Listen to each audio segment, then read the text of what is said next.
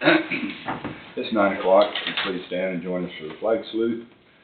I pledge allegiance to the flag of the United States of America and to the republic for which it stands, one nation, under God, indivisible, with liberty and justice for all. Well, good, happy Monday morning to everyone. You too. Do I have a motion to approve the minutes of Monday, December 15th, 2025 as written? I'll make that motion. I'll second. Moved by Peterson and seconded by McCurry. Any further discussion? All in favor say aye. Aye. Motion carries. Miscellaneous motions. Do we have a motion to approve the revised salary chart from 22 steps to 15 steps, effective January 16th, 2026? That's something we're gonna discuss more about. I think, Well, You I'm thinking, can, I just went ahead and put it on there, that's why I put question marks by it, because I didn't know if you wanted to go ahead and pass it, wanted to discuss it, or you can hold off if you want to. yeah. Ryan's gonna be in here after. Oh, okay. Well, no, I'm just asking, he'll be here later on. Yes. So you could move it down in the meeting. Okay, yeah. well, Yeah, I think something like that Table probably that for deserves some now. more discussion. Okay. Okay. So, ask for a motion to authorize and direct the chairman to sign 11 tax abatements in the amount of $7,928.12. Also move. I had a question on one. I'll have to read through. Let me see if I can get to it. There's a change due to damage. And if it's on a home, won't that damage be corrected? I don't know what type of building it was or anything. You want me to call Connie down real quick? Yeah, Okay. please. Okay. We'll just hold that there. And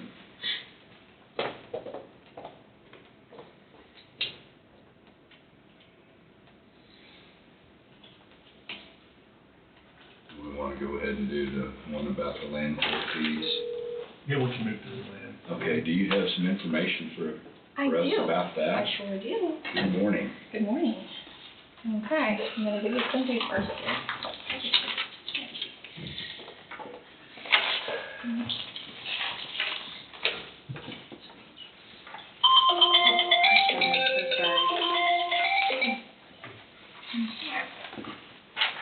I've got two for you.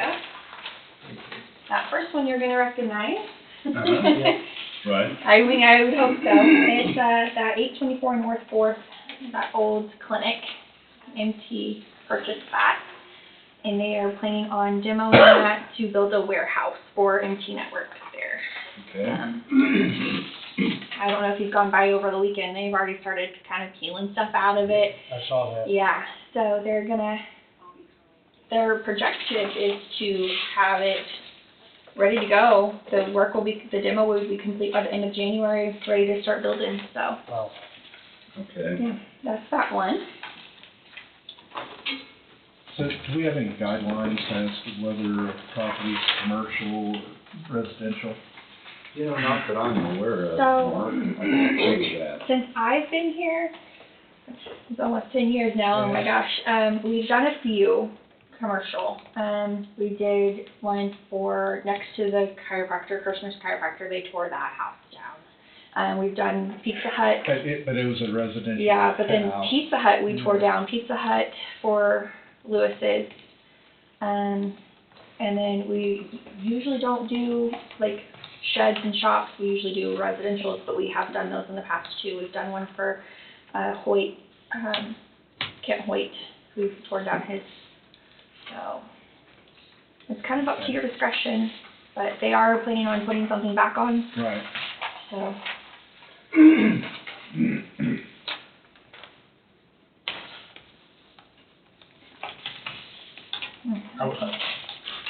We need to do these separately, is that correct? I think Yeah. we should, yeah. I would make that motion to waive the landfill for the structure Okay. located at 824 North 4th. Yeah, McCurry has made a motion to waive landfill fees for a structure owned by MT Networks LLC located at 824 North 4th, Burlington, Kansas, 66839. I'll second. Peterson has seconded. I guess you were okay with Yes. adding the word to that? No, yeah. Okay. Any further discussion? All in favor, say aye. Aye. Motion carries. And then that second one, that trailer house, there's a fire there. It's owned by Terry and Pauline Peak and Jerry Hoyt. I think they're purchasing from it. They're getting the deed and stuff today, I'd say. actually. So it's a kind of a weird conjoined one, but they are planning on just removing it, and I believe it's just going to be a vacant lot. Okay. Well, I would make the motion to waive landfill fees for a structure owned by Terry and Pauline Peak and Jerry Hoyt located at 1200 Street, or is that St. St. Lawrence? Lawrence. St. Lawrence, Burlington, Kansas, 66839. I'll second it. Barker seconded. Any further discussion? All in favor, say aye. Aye. Motion carried. I'm curious, how big a building is MT planning on? Yeah, I'm just curious. absolutely. Give me a second. They were so nice in providing me all of this information.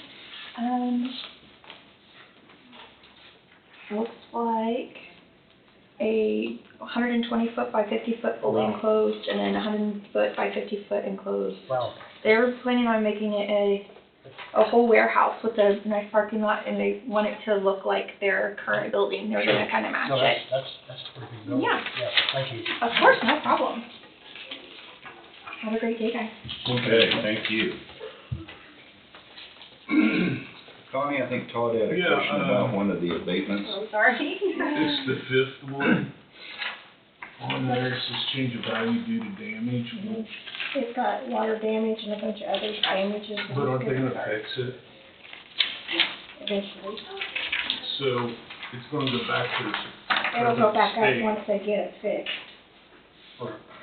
He bought it for $250,000. There's a lot of issues with the building that he was not aware of when he bought it, and so that's why he protested the value, Okay. so. Need anything else? No, but I guess that But once explains it. it's fixed, then it'll go back to. Yes, it'll go back up once it's fixed. Yeah, that's so that I its present assume it value, I guess. Thank you. So Thompson made the motion to authorize and direct the chairman to sign the 11 tax abatements in the amount of $7,928.12. I'll second. McCurry has seconded. Have any further discussion? All in favor, say aye. Aye. Motion carries. Okay. Well, Trust Point Insurance, Angela Trimble, insurance renewal. Good morning again. I see you lost your buddy. Look at that, huh? The wing is fixed, I mean, right? it's not 100%, but it's so much better. Oh, yeah. Ugh, It's like carrying a cinder block. Oh, man, that is no lie. With all of the, I know this is my third time here, just, enjoy coming in here with you guys every morning, Monday morning. thank you. Uh-huh. This is revised, and, Wade, we got your changes that you had, gone Okay. down and met with them. Thank you. So I had met with guys at Road and Bridge and the Sheriff's Department and went out to the landfill to make sure that, we had that list of 10-year-old and older vehicles to make sure we weren't eliminating anything that needed to stay on. They kept 3 or 4 items, and then I think we eliminated one of the heavy trucks that they didn't feel needed any insurance on it. So just trying to get that squared up a little bit, and then I talked with Kimberly up there when I took the list to Trust Point and said maybe we could get if they could departmentalize that list of vehicles, if they can work with the departments, and then get that list to them to make sure that we don't have something insured that we don't have any longer, because I still wasn't quite sure eliminating through that list that who all owned quite all of them, but so that was my goal, so. So they're divided by, or listed by department now? We They have are a lot of them by department, but we have some that are, we don't know what department they go to. And if we keep them by department, then next year when we go through all this, it'll be easier to do it. Yeah, and the department heads, I think typically, correct me if I'm wrong, it's in the past, every 2 or 3 years, you go to the department heads with those lists. Inland Marine with the equipment, yeah. And say, make sure we've still got all this equipment that's on there, because I know it happens with my trucking company, we'll get rid of something and we think we turned in a notice to get it taken off, and then next thing you know, it's still on there, so I just try to eliminate some of that if we can. All right. So we bring in, and I have them with me today, the auto ID cards, and then when there's not a home for one, then it's kind of like, okay, did we sell it, did we trade it, what is it? So that's checks and balance. The other one is that, and I left it on my desk, angry at myself, but we do a change request form that goes through Angie's department, and it says if they've traded, sold, or added, and the department head has to sign it. That gets scanned and sent to us. It's just a way that we can track what has been done and what hasn't been done. Yeah. So we also have that system too. And then every 3 years we go over the equipment, and then of course every year we come here. So we try to do our due diligence in catching those, but sometimes some of them Yeah, come that's through. what Angie mentioned to me, to speak to her about it also. So. Yeah. And real quick, I think there was a question in regards to a sprayer. There was one that couldn't find the home for. That was moved over to the Inland Marine. So it's not on the auto policy, it's on the Inland Marine. So we do have it covered, but it's on the Inland Marine. It was Okay. moved over, Todd moved it over January 8th of '25. Okay, but that's not the insurance card that I left Yes. with Kimberly about Mhm. the trailer? Yeah. So instead of that, it got moved over to the Inland Marine, and it's not on the auto policy. But he does still have that equipment? Todd, Okay, because I. Can I ask why you moved over inland marine? because it's not a tagged trailer, and it's just a GL because the sprayer is sitting on the trailer. So it's not a tagged vehicle, so I assume that it's just one that's a small pull around behind, so it's not consistent as You don't have to tag that. Right. Right. Right. Do, Oh, thank you, Angie. Yeah. You guys can see. Sorry. That's the change. I appreciate form that. We use to Okay. either add or Okay. remove vehicles. Okay. And times when they turn it in and it doesn't have a department head on it, we will, we'll send it back saying like, hey, we really kind of need some authorization because, every rule is because somebody didn't do something in the past, right? That's how, and so it's always just been helpful so that we have a department head sign off or somebody that can sign off on that. Okay, so that Todd, you contacted Todd and he does have that. Mm-hmm. Yes, Kimberly So does it contacted have- Todd. So does it have a sprayer on it then? Yes. The sprayer was moved from the auto policy to the Inland Marine. Okay. Okay. So it was a 1995 Schaefer sprayer trailer. Okay. Okay, so maybe, okay, that's fine. We'll move on. Just wanted to touch base with you and Yeah, I we found appreciate it. that. We found where it was. Okay, well, So all in all, real quickly, I'm not going to take up a lot of your time, but when I first came here, it's been 3 weeks ago, I was bringing in a 14% increase, and now it's 8.1% increase. So quite a savings of $28,116 since we had talked. That's a lot with the KDOL. That's with the auto changes, that's with liability changes, so it's always great to kind of go over this every single year yeah, and to spend some time with that. great. So as you will see, the new premium for this year presenting is $528,681.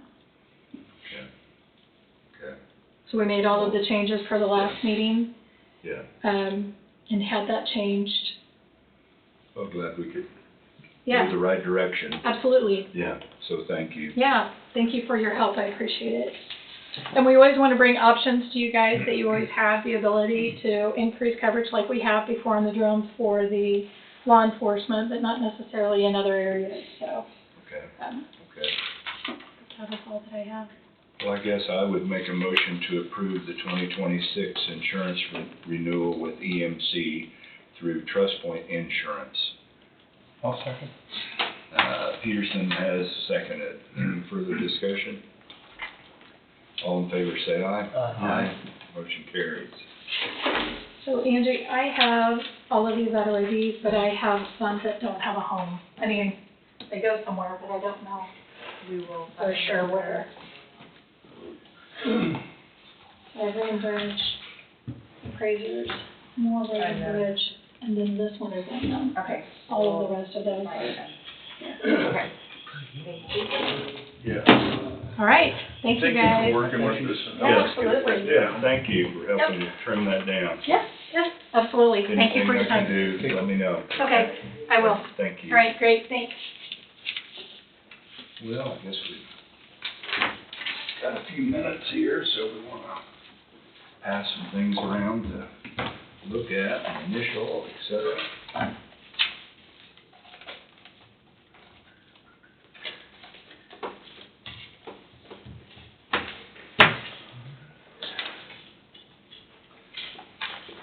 So Angie, we've got a receipt here from Waverly Wind Farm LLC for $606,353.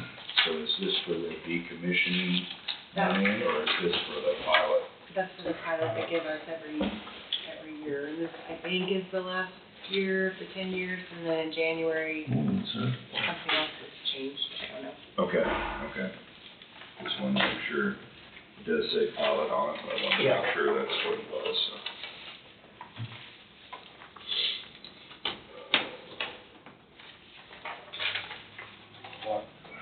How are you, Blake?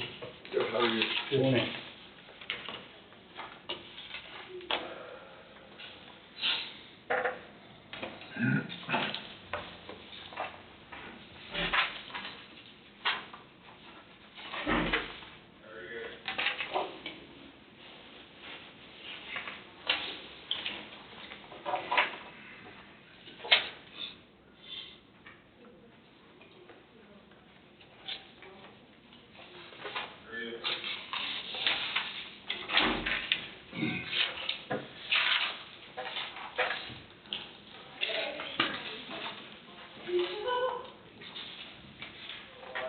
You mentioned decommissioning. My understanding is January 16th or somewhere in that neighborhood of 26 is the magic date, and from at or near that point, the owner of the wind farm will start providing whatever the decommissioning bond or funds to get that going, and that was pursuant to the original agreement.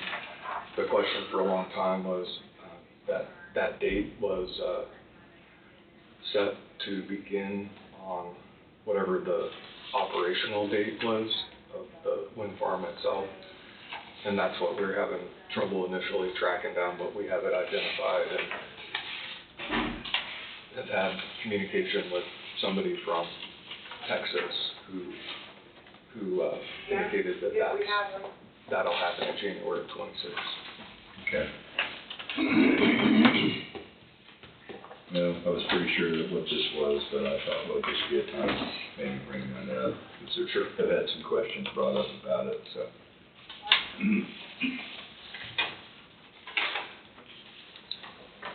So we've got a report here from the NRC about inspection at Wolf Creek, and I'm not a nuclear engineer, but everything I can see in there says that we're good, so.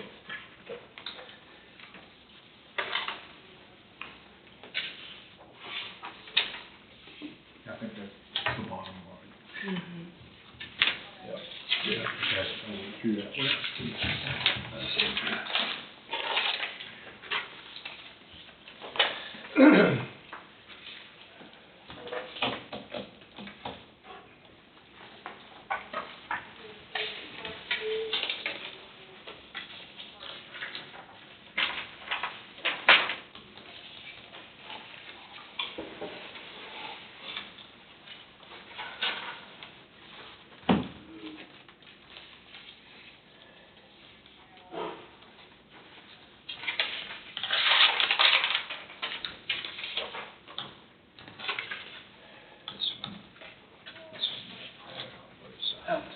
put on that? No, I'm sorry, I didn't No, realize that's I fine. did that. That's fine. Yeah, those are the letters now. Okay, very good.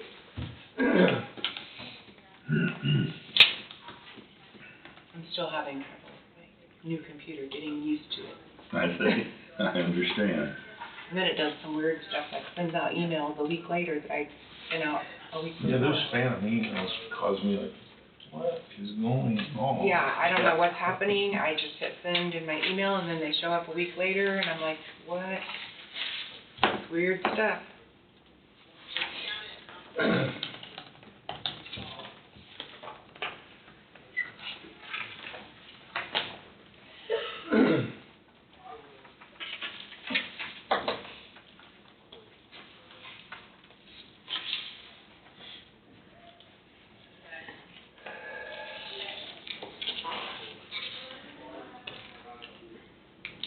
I did the same thing on one of these too. Oh, Print one, I can talk about the other one. okay. So I just said you might wanna check that when you print the ones you're gonna send out. Well, no, It's the only reason I'm Yeah, putting it out. yeah. Now I'm having to watch everything, and it's just weird.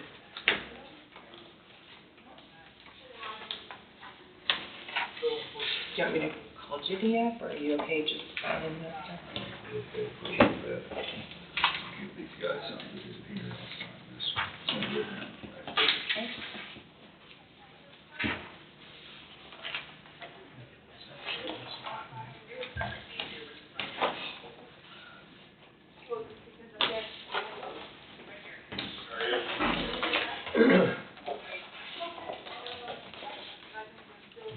Mark everything that I've got included in that.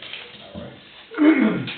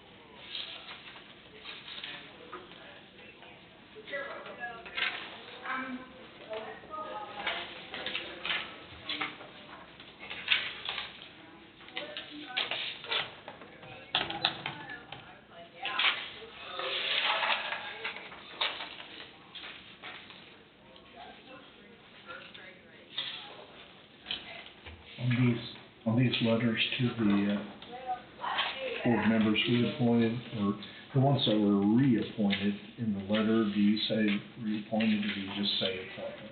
I said reappoint, did I not say reappoint? No, I mean, it just says, I don't think it's a real big deal. On Terry, Which one? I thought on Terry you did. Well, there's two of them that were reappointed, and I just, the top two letters.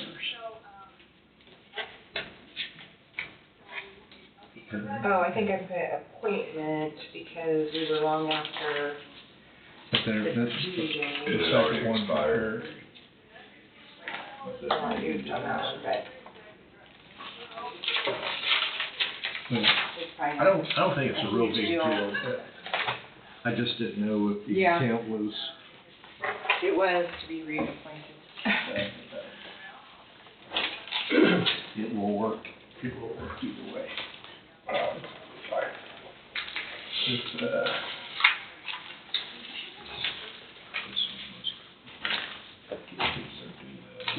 You can hold on to this if you want, till they come in here at, 10:30 for the update. So you can pull that one out, and then we'll put it back in that packet after, because this paperwork has to be signed too. For them, Yes. for them also, okay, because I had never put it on that. Yeah. covered.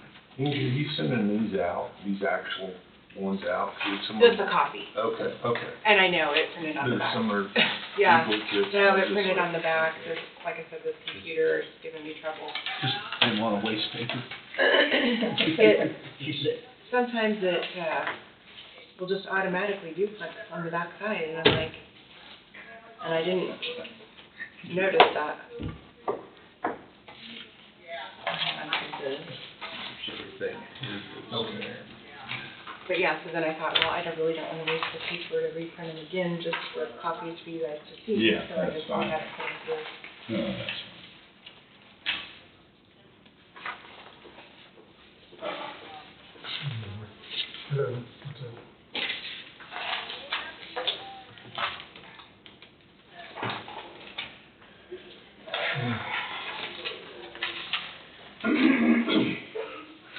I'm at the courthouse, I think it's in the kitchen, if you can stop by and pick it up, it'd be better. If I understand, I'm at the county commission. this is on the road. Just text me when you. Yeah, I just set that check aside. Okay. You know what you're talking about? Well, it's in the kitchen there, and I have one of these boxes. Oh, okay. Okay. But that has to do with that road, is that correct, or? Set it on the way, stop getting any more. No, I had it. So it's just scared of you. She goes into the reason why.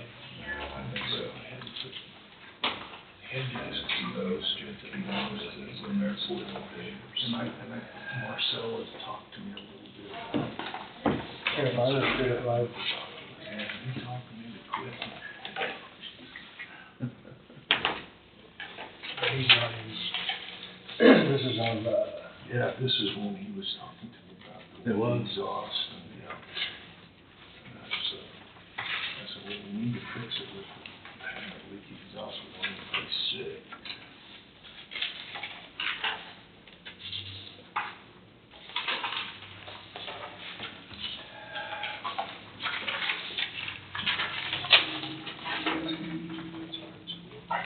well, I think it has to do with, Sign your vouchers, I didn't know it changed. is that on the first or second phase? I can't. Almost a week. You know, this is on the first. Yes, sir. Okay, this was, This is that you'd send out in, yeah, so this was done in,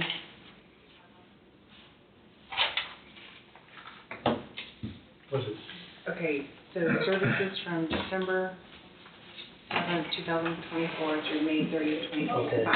so that, okay. I hadn't paid this. Okay, Okay. so this one is overdue.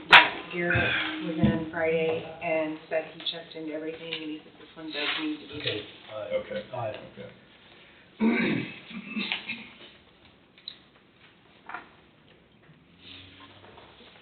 No, that's what I've read, but I was just, Yeah.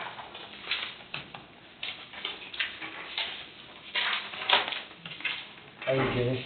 Good morning.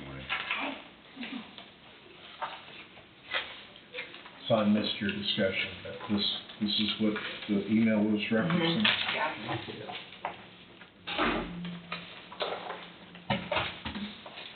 from early last year, sounds like. End of last year, yeah. To the middle, yeah. Not last year, but early part of the year. Yeah. Well, from December of last year till, Yeah. yeah, so it was right. Didn't say that correctly. New vehicle, That's- that's not a Dodge.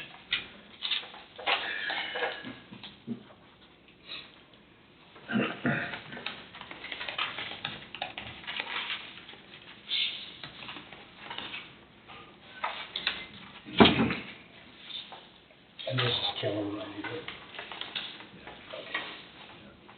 That's, yeah, That's that's, it.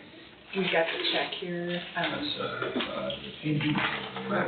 That's a lot of money, and I'm not questioning, how did they miss this getting to us? it went to, I think, Jenny, do you recall one of the invoices from CFS went to the previous economic development director, I guess? Is that the one from the second? That was your check. So- Yeah.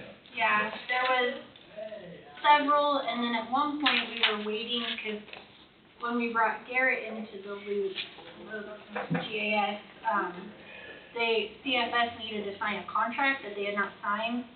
So when I started, it was like, well, hold off on this one, and then somehow it just got Okay.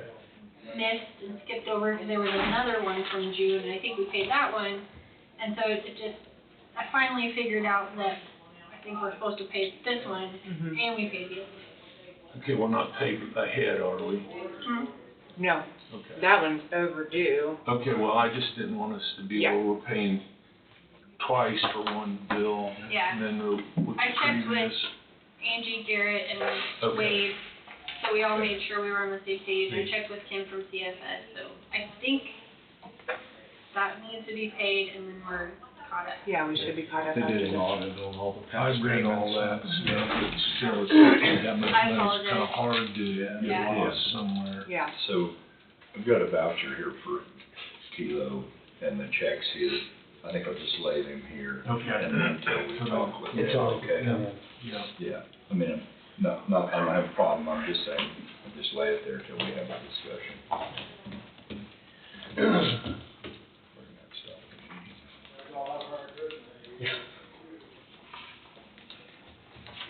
Well, I guess we want to go ahead with, how you guys getting along about? Well, we're good. Okay, okay, I guess we'll go ahead and, Economic Development Director Jenny Tapman. You guys ready for me? We are to discuss an application for the Office of Rural Prosperity Rural Champions Grant. Good Yeah, morning. good morning. So, I got another grant idea for you guys. I just wanted to run it by you before we kind of move forward and look at applying for it. This is the Rural Champions Program is through Department of Commerce, Office of Rural Prosperity. This will be the third time they've opened up this grant, so since they've had 2 other cohorts. And really what it is Office of Rural Prosperity will pay for a part-time position within a county or a nonprofit or a city to work on a specific project that they maybe don't have capacity, or maybe it's been a volunteer position or something, to really be able to focus on something for 12 months. So they'll pay for the stipend, and then the deal is they want the entity or the county to pay for like office space, for travel reimbursement, for, you know, if we had to send them to a training or something. So we'll pay for some of that. That's where they call it like a $5,000 match. But they would be paying up to 20 hours a week, $20 an hour, quarterly for a year. What I would like to see for us, if we did an application for this program, would be to have someone work with me for the next 12 months, part-time, to be able to focus on trails in the county. Because we know we've got the RAISE grant that we're still looking at, having some engineering, but I also know that our trails plan that we did was back in 2022 before I got here. I think the meetings that they had with the communities to talk about what kind of trails they wanted was back in 2021. I think so. It's been about 5 years since we kind of figured out what direction we want to go. So I would like this person to help me go back to each community and kind of talk through, look at the trails plan, help coordinate some of those meetings and talking with people to make sure the community still, the direction we're going is still what people want. And then also maybe help me identify and work on some implementation grants that we could use then to pay for some trails creation. So I wanted to see what you guys thought about that, if that's something you would be amenable to, or if you had any questions. Do you have any ideas on somebody to fill this position? So, and that's one part with the grant that's kind of interesting, is they do want you to identify a rural champion from your community in the application. I have been talking with one of our tourism board members, Amy Robertson, through tourism meetings. I know she's had an interest in helping with trails, and she sent me some stuff, and I think she's more than qualified. She sent me her resume if anyone has any questions for it, but she's worked for, before moving back here to Coffee County, she was working in Kansas City doing senior product management for a very large company with over 700 employees. I mean, she's done sales, she's done management, she's done product launch. This would, I think, just be a fun project for her, and she's currently has the time to put in 20 hours a week for the next 12 months. So that's who I would suggest for our application,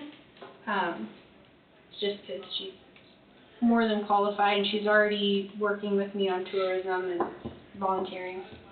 I think that'd be all right. I just don't want you to hire somebody and it becomes a nightmare for you and then you end up being burdened. Right, yes. I definitely think if we brought Amy on, she would be much more helpful than taking more of my time. And I know with some of the other big projects we're looking at in next year, having somebody to help me with the trails, so that I can focus on some of our bigger development projects would be very helpful. So she's got some experience as far as working with local governments and, or different entities within that. Yeah. She came in and met with us about the board. Right, she's on the, And she's. and I know Mark's her met with her a little bit. Yeah. Way back, she's more very qualified. knowledgeable. And that would be Yeah. great. Yeah. And Yeah. she's from here. She knows a lot of people Sure. in the area, which I think would be helpful. So really, like I said, most of the cost for the county would be if she had any travel reimbursement. It wouldn't be like we're hiring somebody. It would basically just be for this grant project, and she knows that, so there wouldn't be benefits or Sure. anything like that to it. And then, So what's the chances of getting the grant? I mean, is it like a so I done think, deal, or is it a? I think they choose 12. It just depends on how many people Okay. apply. I have already pitched my idea to some of the Office of Rural Prosperity staff, and they thought it was a good idea. They have had people work on trails projects before, like down at Independence, they did one. So they seemed like it was a good idea. You just never know, because you never know if 100 people are gonna, or 100 communities are gonna apply, or if 20, I mean, Right. it's never a guarantee, but if we did get it, I think it would be a good thing for us for next year. I think that's a good idea, if you can get. I'm in agreement with that. I think she'd be excellent. Okay. I just wanna make sure you guys were on board, since it would be involving like work, you know, paying Sure. somebody, but it wouldn't be through the county, it would be through the grant. Yeah, Okay. yeah. Awesome. that Looking sounds at good. your spread out here, do you have workspace in your office? Yeah, so currently there's two options. There is an empty office right beside ours right now that was for intake, but now that since they moved that, I don't believe it for the foreseeable future they're going to be using that office for anything. We're using it for storage, and there's an extra desk and a Okay. computer in there. Or, I mean, we have our small conference room too that she Right, could work yeah. in. Okay. And I put, you know, $1,000 in there for like computer, but we may have a laptop that she could use. They just want to see that we're participating. And then we could decide, they said if you offer additional hours that like we could pay as a stipend, they would like move you up, you know, give you extra points on your application.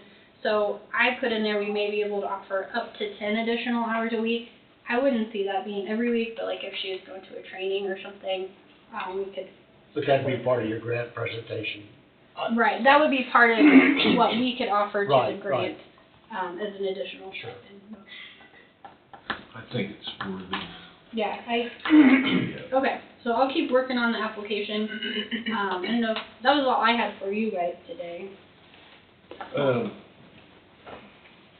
How'd your RDA meeting go? It was good. I met with Emporia, RDA, and also representatives from Greenwood County, Chase County, and Osage County last Thursday in Emporia. Everybody was on board right now to work on a collaborative letter. I have a draft. I haven't had a chance to look at it yet and put my input on it, but what we decided is, you know, this letter that we'd work on would basically say from all of our region that we have, you know, infrastructure, that we have housing, workforce, and those kind of things, to send to the Department of Commerce and say, hey, if you're looking at site selectors, any of the sites in this region, these are what we collaboratively have to offer, not saying that any site is better than the others, but just sort of another boost. I mean, you guys know Lyon County is interested as a site. I think Greenwood County may also have a site they're interested in. As far as I know, Chase and Osage do not. But we all agree working together will be good. And then there was some suggestions on meeting again early next year to talk about maybe some other regional projects they might be interested in, but I don't have more information on that yet. That's kind of, we wanted to focus on the letter when we met on Thursday. Sounds good. Yeah. We'll keep it moving forward. Hopefully I'll have more news soon to kind of give you guys. Well, thank you for all your work, Jenny. Yeah, no problem. And I was going to stick around a little bit. I know there's the meeting for the Neosho Street building, the public meeting. Yeah. Just in case there's any questions, since I've been emailing with the realtor a little bit, so. That'd be great. Okay. Thank you. Yep.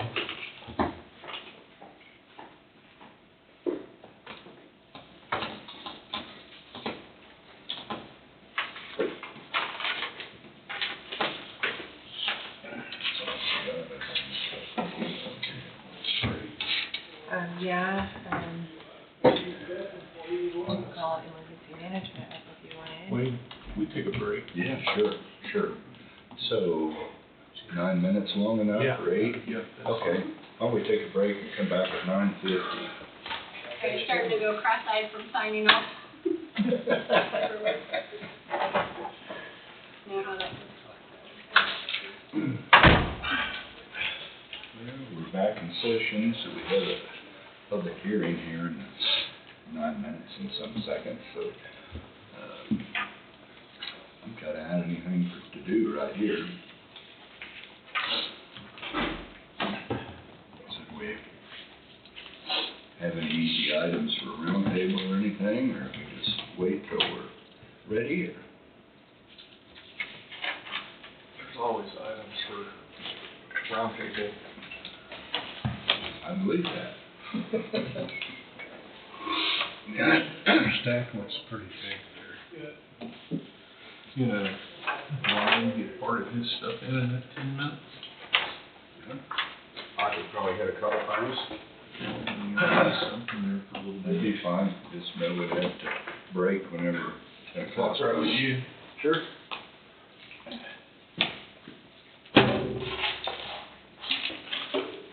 Good morning. Good morning, Mike.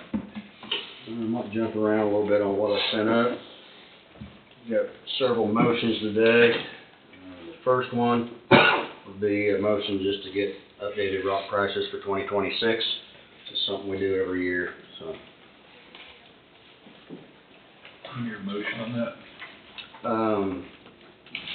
Yeah, it's, Can I'm go ahead and make it?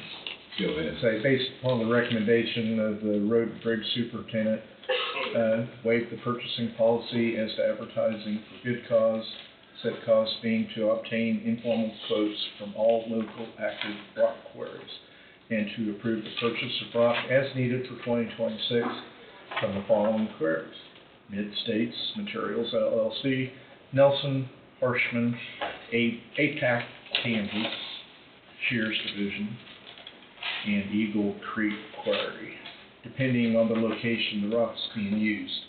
Funds to come from Road and Bridge. I'll move. Been moved by Thompson and seconded by Barker. Any further discussion? All in favor say aye. Aye. Motion carries. Alright, thank you. Next, let's jump down to item 8.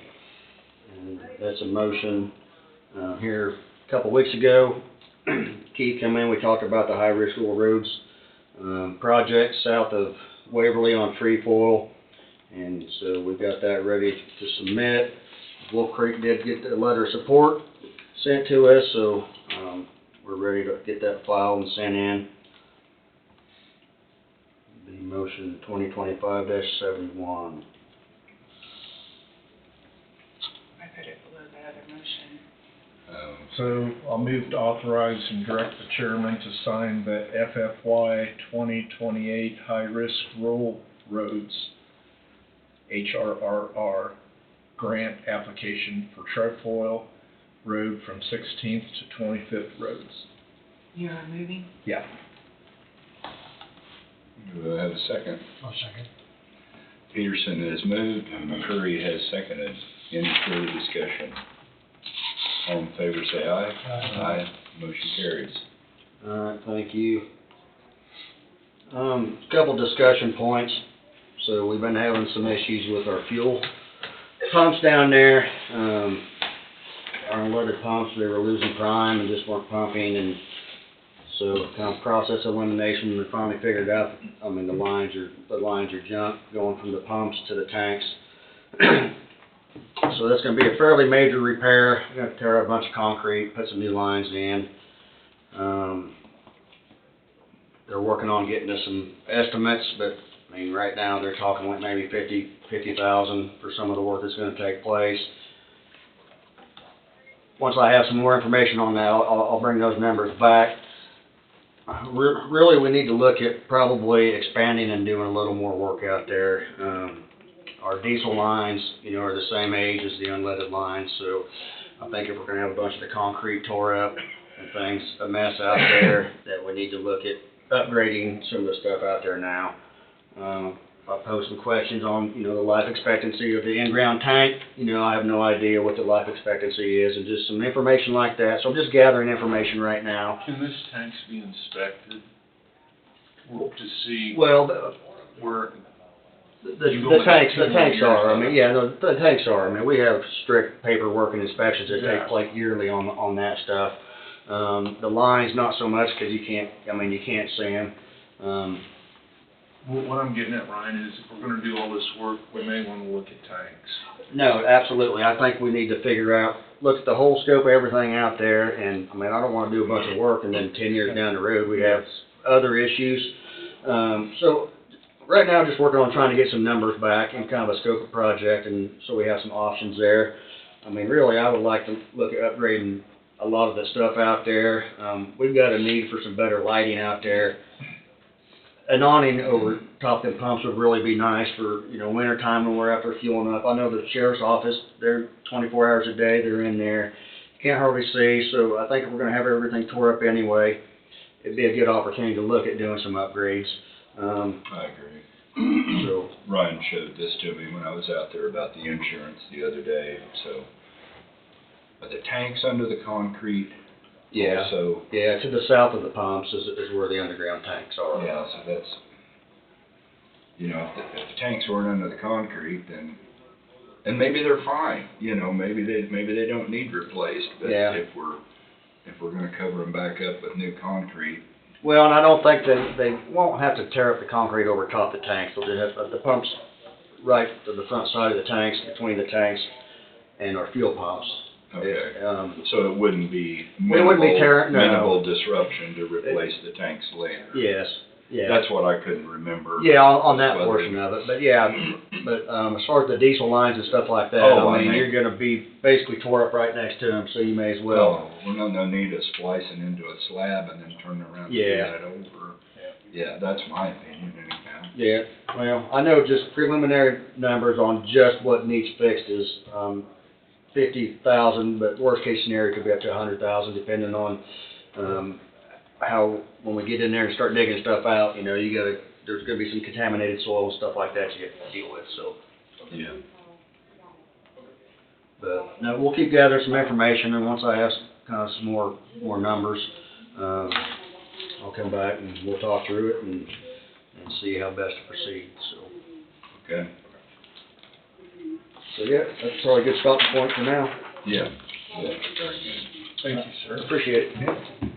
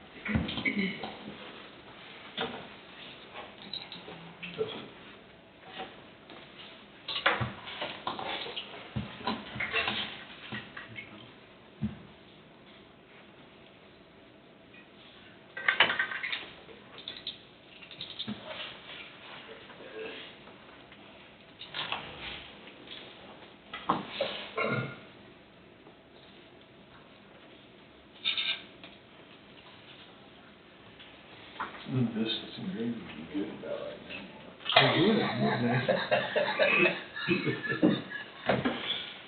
They were good.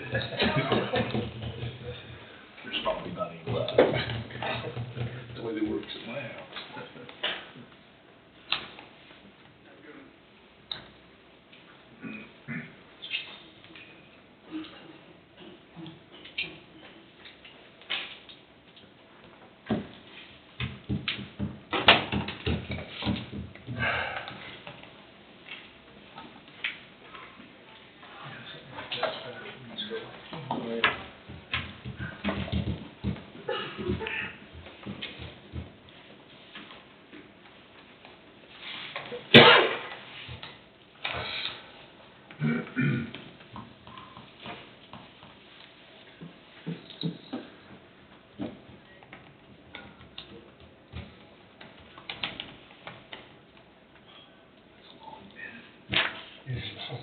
Okay, it's 10 o'clock.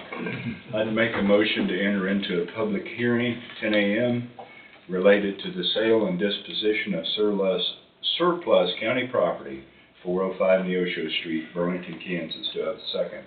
Second. Barker seconded. Any further discussion? All in favor say aye. Aye. Motion passes. We're in the hearing. Is there any additional information that anyone needs to bring forward? Do we have any public comments? There are no public comments, be noted. So we go ahead and close it. So do I have a motion to close the public hearing? I'll second.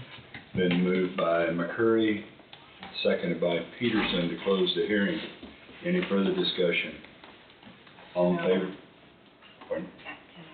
10-1. Close the hearing at 10:01. All in favor say aye. Aye. Motion carries. Boom. Take one, pass it around each. And then we'll be separated. There's a packet. So that's a packet. Okay.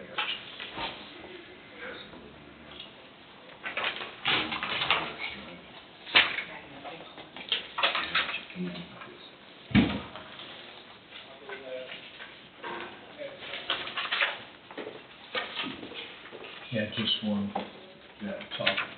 Yeah. Okay, There you go. okay, oh, okay. They're all the same. So what just circulated is the bones of a resolution that is the final resolution dealing with that particular property, 405 Neosho. And it sort of historically goes through where we started and where we are today, that if you so choose to move forward and perfect the offer and contract that's pending on the property, then this is the resolution that would finalize it. So just to walk through, on page 1, and it's 4 pages, references the property, the quick reference ID number that's found with the county appraiser's office, the legal boundaries of the property, reference tract 1 and tract 2, although the property is commonly known as 405 Neosho Street, we all know that it also includes what at some point in time was 407 Neosho Street as well. That the board has previously indicated that it can't be used for public purposes, that Resolution 2003-900 gave the methodology for disposal of surplus property, and that's found and authorized by KSA 19211B, that the board has the ability to sell and convey real estate owned by the county, which this property is owned by the county, that the sale and disposal of this particular property will provide an economic benefit to the county, create additional local business infrastructure, additional property tax support, and serve to protect the public interest by doing so. That in this case, there have been 2 separate notice of public hearings reference this particular property, the opportunity for public comment and notice of the sale and disposal of surplus county-owned property, which includes the method of sale. The reason why there's 2 in this particular case is the first one occurred on December 1st, and at that point in time there were still some unknowns regarding the property, including but not limited to the legal description, and some legal documents had to be corrected due to the deed and information missing some important components of the legal description for marketable title to pass on. Those had to be corrected. For example, in track 1 on some of the deeds, there was an entire wall missing that had to be added. And since then, a motion has been filed in the foreclosure case requesting the district court to authorize a correction. It didn't change or alter any of the substantive nature of the proceedings. All it was what is commonly referred to as a Scrivener's error. It's my understanding the notice for objections was set to expire on December 8th, and if there were no objections to the request, that it would be signed by the judge. I did receive documentation late last week that it had been signed by the district court judge, and although we don't have the final amended sheriff's deed, it should be in circulation, it should be finalized soon. And all that does is update the legal description to the accurate legal description. So going back to the notices, the notice basically referenced the mode and methodology of the sale of that particular property, and pursuant to the resolution, the board gets to make the decision on how property is sold. In this particular case, the board elected to bring on TrustPoint and signed a commercial listing agreement based on the type of property. That commercial listing agreement added the property to an MLS. That's also referenced in the commercial listing agreement, and that was the method the board decided was most beneficial to the county based on the type of property and the wide net that would be cast by doing so. At that same time, the board agreed to a listing price of $175,000, and based on that listing price, TrustPoint listed, marketed, and advertised the property.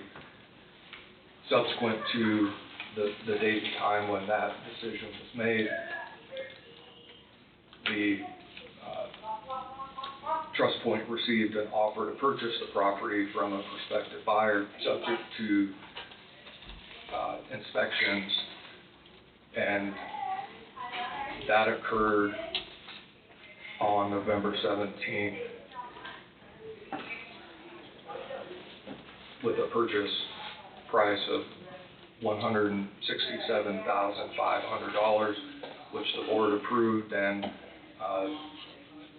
unanimously decided to enter into a commercial real estate contract to purchase, for the buyer to purchase, subject to approval at a public hearing and completion of inspections. An addendum to that contract was approved by the board and the potential buyer on December 8th to allow buyer inspections to continue and for the deed legal description corrections to take place. And that would have occurred on December 8th. Notice for the original hearing on December 1st and December 8th were both published in Coffee County Republican, the legal paper for the county. Publication dates for the first notice occurred on November 6, 2025, and November 13, 2025, and then again for the second notice on December 11, 2025, and December 18, 2025.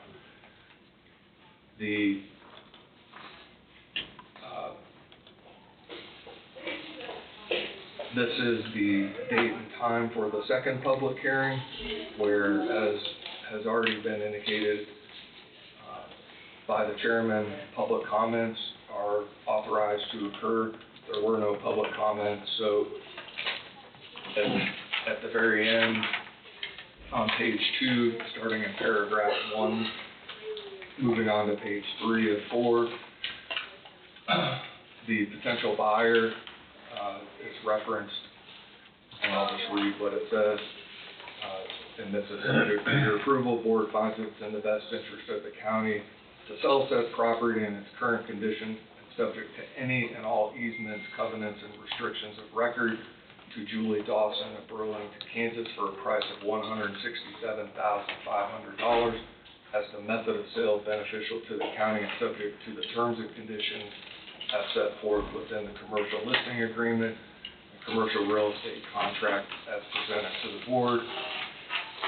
The buyer, Julie Dawson, or her designee, shall tender to Coffee County Land Title the address of that business. As closing agent of Coffee County in this transaction, cash or certified funds in the amount of the purchase price of $167,500 on or before closing.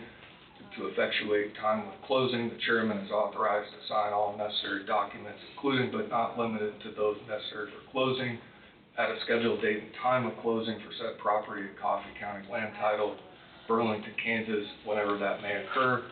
Upon all closing documents being signed and executed by both parties, and upon the confirmation that all necessary funds have been tendered to the county, the chairman is authorized to execute a general warranty deed conveying the property to the identified buyer. The proceeds of the sale, less the payment of the premium for title insurance, shall be credited to the county general fund. The sale and disposition of said property occurred in accordance with Coffee County Resolution 2023-900, which sets forth the methodology for disposal of surplus property owned by the county, all as authorized by KSA 19-211B. That this resolution shall take effect and be enforced from and after its adoption. And then adopted and approved the blank for today's date in December by the Board of County Commissioners of Coffee County, and then the signature. So I only went through each page. I felt it was important, and this particular piece of property has taken a long and winding road to make it to today, if you so choose to adopt the resolution and dispose of the property, the paper trail going back to its days as an economic development project, the foreclosure, the buying out certain other loans, the commercial appraisal that I had requested from a commercial appraisal specialist in November of 23 with a price or an appraised price of the building and contents of $150,000, the replacement of the roof, the replacement of the brick facade on the front due to a partial collapse, the replacement of a window on the front that was broken or destroyed as a part of that collapse. Recently there was, if you will recall, the gas had inadvertently been shut off Atmos came out to do a pressure test to turn it back on. There was a leak. We don't have the bill yet from Cook's Plumbing to have the leak repaired, but it's since been repaired, and that was part of the inspection process, along with some other items that had to be taken care of. So I only mention all of those things to say it's been a long and winding road to get here, and everything that's been done has a paper trail that can be followed, and appreciate everybody's time and patience throughout that process, the foreclosure process, and awaiting the 180-day redemption period. Sort of took quite a bit of time and patience from the board, but this is a goal of this board to get this property out of the ownership of the county and back on the tax rolls by the end of the year. So I'll turn it over to whoever wants to make additional comments.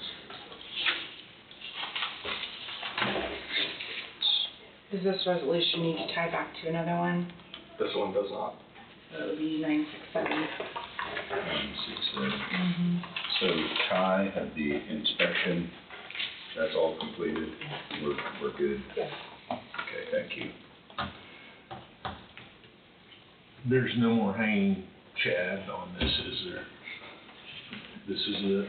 Outside of the sheriff signing the amended sheriff's deed, that's the only thing that I'm aware of.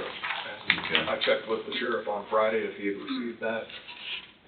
It's in the mail.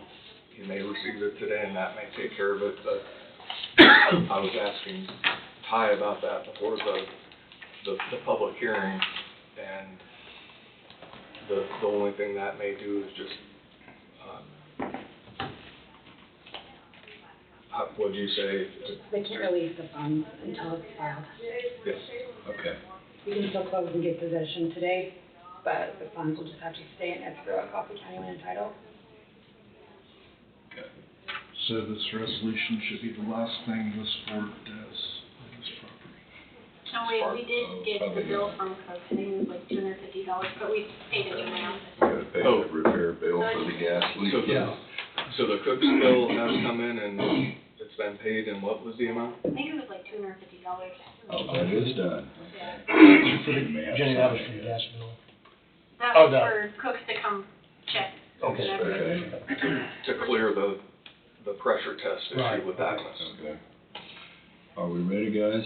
I'd ask for a motion to approve resolution number 2025-967, a resolution declaring that certain real estate owned by Coffee County is no longer usable for its intended purpose or cannot prudently be used for public purposes of the county, and authorizing sale of said property. I'll make that motion. I'll second. Moved by McCurry and seconded by Peterson, was it? Any further discussion? All in favor say aye. Aye. Motion carries.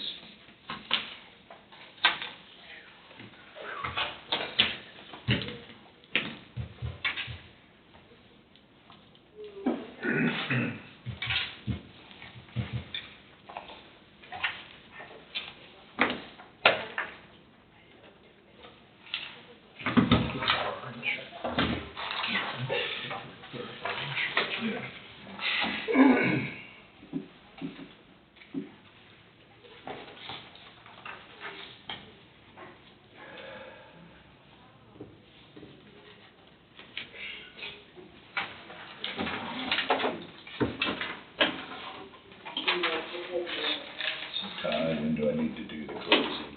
Are you available this afternoon? Pardon? Are you available this afternoon?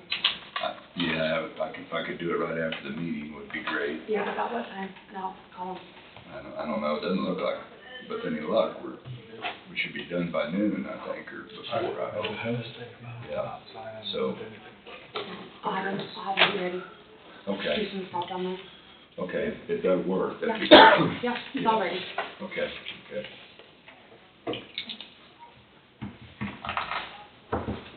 Thank you so much. Thank you.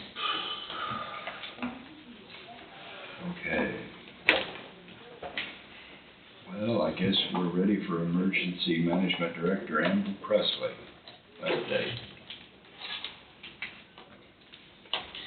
Morning, Amber. Morning. I feel like we should clap for that, because that's been a long process that I'm sure you guys are glad to be done with. Oh my gosh, that's for sure. I feel like we should. Thank you. Yeah. I do not have a whole lot. I didn't even prepare a paper with notes or anything. That's fine. We did hire someone for my RAD officer position. Her name is Kayla Rhodes. She was the nurse at the new jail. I snagged her. She started last Monday, but she is off this week. So I will bring her up and introduce you to her so you guys know who she is. Your first name's Kayla? Kayla, K-A-Y-L-A, Rhodes, R-H-O-A-D-S. And then applications for Martin's position closed on Friday. We received 5 applications for it, so I will try to set up interviews. I doubt we'll get anything done this week with people, so we'll set up interviews for next week, and then we'll decide on someone for that position. So only 5 for that. I really only had 2, kind of 2.5 for the RO position, the RAD officer position, but for Martin's we do have 5 to pick from, so, and they're good candidates, so, feeling good about that. We are just buttoning up the end of the year stuff, turning in our year-end transfers, working on the inventory, and Tim is making sure that Kayla, he's been taking her around and showing her all the fire stations, all the buildings that we have, all the places we have dosimetry stored, all the things. He's been taking her and showing her everything. So it's really been great to be able to keep him on while she started. So good. I appreciate that, you guys letting her do that. So, I did have one tiny little issue that came up a couple of weeks ago. We had a fire in Leroy, and the siren sounded, and we had 2 individuals. One messaged us on social media, and then I believe it's someone that lives in the same house called us. They felt like the fire siren did not warble like it's supposed to. There's 2 distinct tones on our sirens. The warble is for like fire, to alert fire personnel to go to the station. It doesn't tell you anything, except maybe there's a fire somewhere. But the straight tone that just sounds and does not warble, does not go up and down, that is for severe weather, that's for a civil emergency, that's to get everybody's attention and say, go in, look at your TV, look at your radio, listen, look at your phone, something's happening. These people were very adamant that the Leroy siren did not warble on that fire call. We have no way of knowing that without standing there and listening to the siren. And of course, the week that this happened was the week that we had some rain and some cloudy skies, and we never test the sirens during cloudy skies because it gets people going. But we do know that Leroy siren got fried at some point, and we had to have our contractor come up and work on it. It might have been last year. Like a lightning strike? Yeah, it was a lightning strike or something, or it just, stuff was fried in there. So, yeah, I think it was a lightning strike. So, we did have them come up and work on the siren. The people we contract with come out of Oklahoma, and they're specialists in sirens, and they did come up and work on that siren, so I thought maybe something got switched or changed in the siren. Maybe they just hooked the wire up wrong, I don't know. So Martin called them, and they are trying to schedule to get up here. But I had another citizen who is well-versed with the fire department send me a video of just another recent fire call siren in Leroy, and it seemed to warble. I was gonna say, were the folks that brought this, were they fire people or were? The first ones were not, but the second ones are. She actually sent me a video of it, and I could hear it outside her door, and it sounded like it warbled to me, but it did sound a little long. Now, I know that these sirens, they spin, and so sometimes once it gets away from you, it sounds Yeah, like it a different does, thing, so Yeah. I get that, but this one sounded like it warbled, so I haven't done any more testing, and I haven't done anything because it didn't matter what happened, all the fire people ran to the station. So they didn't, and I asked some firemen, I'm like, did you even notice if it sounded right? And they said, no, we just went. So Generally, when you hear the siren, just go, yeah. you go. Yeah. So Yeah. that's what I was doing. Right. So, it didn't affect any fire people. It did have a couple people questioning, are we having severe weather or what? All you gotta do is look at your phone, look at the internet, look at the Weather Channel and see. But we do have a call in for them to come down and test it and work on it. It is working. It just may not sound exactly like everybody wants it to. So Okay. if anybody gets any complaints or Because generally when you ask dispatch to sound the siren for a fire, you just hear it go off and that's, yeah, you don't. you go, yeah. So it didn't make any difference to the fire personnel. Or They maybe went. my hearing is bad too, but I just hear the siren and go, so. That we do. Like So you say, for the public, it, I could see it being concerning Yeah. possibly if Yeah. it was a cloudy day or Exactly. something, so. exactly. So it's working and it did what it's intended to do, but we are having it looked at whenever the people can come up to the home. So And they'll be able to tell you yes. yay or nay or right. Yeah, because our reports that we get back from the telemetry from the sirens said dispatch pushed the fire siren button, and that's what it sounded. But it spits out a everything was okay report, and that's all it does. So we are having them come and look at it. So I just wanted to, for transparency, let you guys know that. Better to be safe than sorry. Oh, that's our motto. And that's all I have. Did anybody have any questions or anything? I've got something, Uh-huh. with us trying to secure the reactor, the new reactor out of Wolf Creek, I'd like to suggest that maybe you write a letter, give it Jenny to all the heads of the places that we're sending and contacting, and tell them the great job that you guys do with. We're already set up. We're already ready. I know, but Yeah. let them know that. Yeah. And I just think the more PR we can get out there, the better it would be. Right. I know she's been working hard on it and everything like that, but it's like, hey, we got this here, guys. Yeah. We already got it. You Yeah. send a letter to them, I Right. think that. Yeah, your department's a huge asset. Yes, that's it is, already and in you're set place, up and you're ready to run with Okay. it. Yep, I can do that. I'll get with Jenny and get some letters in there. We can discuss how we have our emergency responders already set up, how we have all of our, Your logistics are. we have everything. We have the Yeah. MOUs Yeah. set up for people to come in. We work with our state and our federals and the NRC. We were already set up, so With the competition against other counties, the other Right. counties don't have that. they would have to start from zero. Exactly. Yeah, we don't have it in the bag. but just- Anything that we could. Well, get and, out there. and I always talk to other counties that have nuclear plants, and our low population, our location from other counties and other big cities, and our road system. Yes. Gosh, Yeah. I have seen some, our EPZs are perfect little squares, but I've seen some that are round, and I don't even know what shape you call when it's funky shape. It's awful.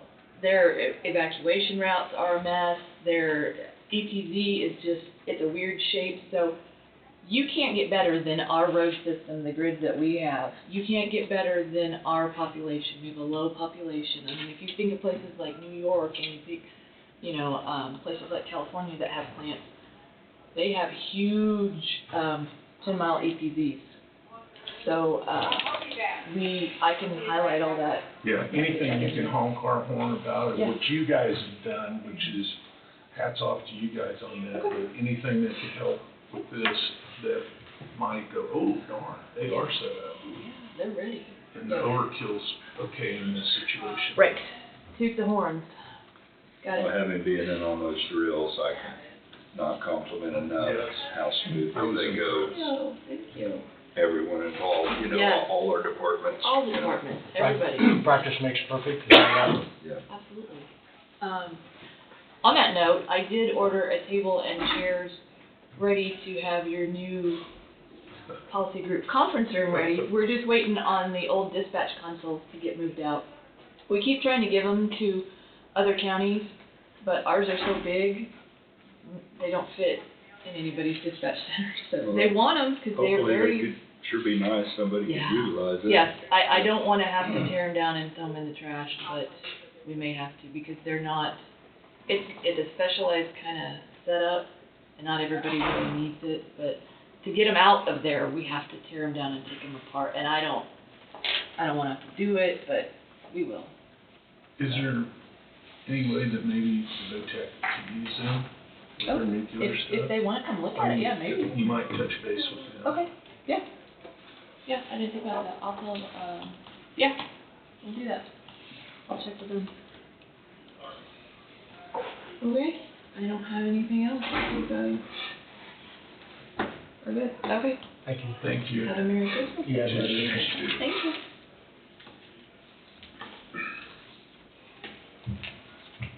Okay. Well, I guess we're ready for Kilo Construction. Good, Kilo, SSM Airport update. Would that be you, sir? That's me. You want me to stand up here? If you could, please, that'd be Yeah, great. no problem. Thank you. Good morning. Morning, so I'm Jed. I don't know if I've actually met any of you, but, so currently, we'll talk about the update. Basically, last week, we kind of finished, when I say we, Skillman finished backfilling and they did some seeding and erosion control to kind of, we're trying to tie this thing up for winter. Actually, I think they're gonna be touching up just a few things today, but for the most part, the thing is to get that thing ready for winter and moving right in on it. And I think, you know, after we tie up, most likely, I mean, I don't know, I would like to say, I hate to put dates on that because you never know in Kansas when the nice weather comes. But the main thing is, when nice weather comes back, we finish everything, on phase one. There will be another, because of the drainage with the original contract, and I don't want to get into too much of that today because that's going to be, I wanted Cook to come in and talk to you guys about, you know, they're going to be putting in some new ditches and there'll be a change order for phase one on that. And I wanted to do it kind of today, but with Christmas and everything, and I'll send an email out to make sure Cook's in here, Saban and Rick. I'm trying to get them to explain kind of why that is happening. And then they'll do that, and then we're gonna asphalt. We've got 4 inches down on the phase. Basically, we got everything's covered, what we're gonna cover as far as, and we're gonna come back and we'll finish the top lifts in the spring as soon as we can. I'm not gonna force that top lift unless the weather. So 50 and rising is KDOT specs, so we won't wait. We'll wait till that on. And then as far as, I mean, there's really not that much left to do. I mean, we're at the tail end of this thing. We just want to top that thing off, and you know. We'd much rather wait till it's warm enough that we get Oh, yeah. good quality road. Yeah, That's what for we're sure. looking for. We're not And so- at a deadline here, in my mind. Well, and you guys signed that. You know, we got that extension for until it says July. I mean, I have no intention of taking it to the end there. Right. So. Right. But we just did it because why not? But and then we'll. Well, like you say, you never know what the weather's gonna do. Well, yeah. So I mean, that's it. I mean, I also Garrett. There's a pay estimate for that Garrett with. Did you guys receive a pay estimate for from Garrett? There is a pay app number for it. Okay. Yeah. So, majority of that, and I mean, you'll see it, but since I'm up here, I thought I'd talk about it. The majority of that's basically the asphalt that we put down. And you'll see on there. I'm assuming, yeah. But, I don't know if I'm jumping the gun on that, but I thought I'd just bring it up since I'm on there. And that's pretty much it. I mean, This is it. Maybe grab two instead of one. but I don't know, I don't have much else as far as progress goes. You know, we're looking forward to finishing that thing up in the spring. Can we just say that? Well, it's a straight shot. I mean, we're gonna, once we can open her up, we'll just, you know. So this 239 payout is for the asphalt you have laid currently? Or is it this? Yes, one? yes, Okay. so that's current. That's current. And, yeah, it would be what we've done currently. Any other questions, guys? Well, I guess I'd make a motion to authorize and direct the chairman to sign pay app number 4 for Kilo Construction to pay $239,629.32 for the SSM Airport Access Road, funds to come from the Community Improvement Fund. Do I have a second? I'll second. McCurry seconded. Any further discussion? All in favor say aye. Aye. Motion carries. Ryan, do you have any questions while we've got them here? No, I mean, we communicate a lot back and forth, I mean, weekly, so we talk quite a bit.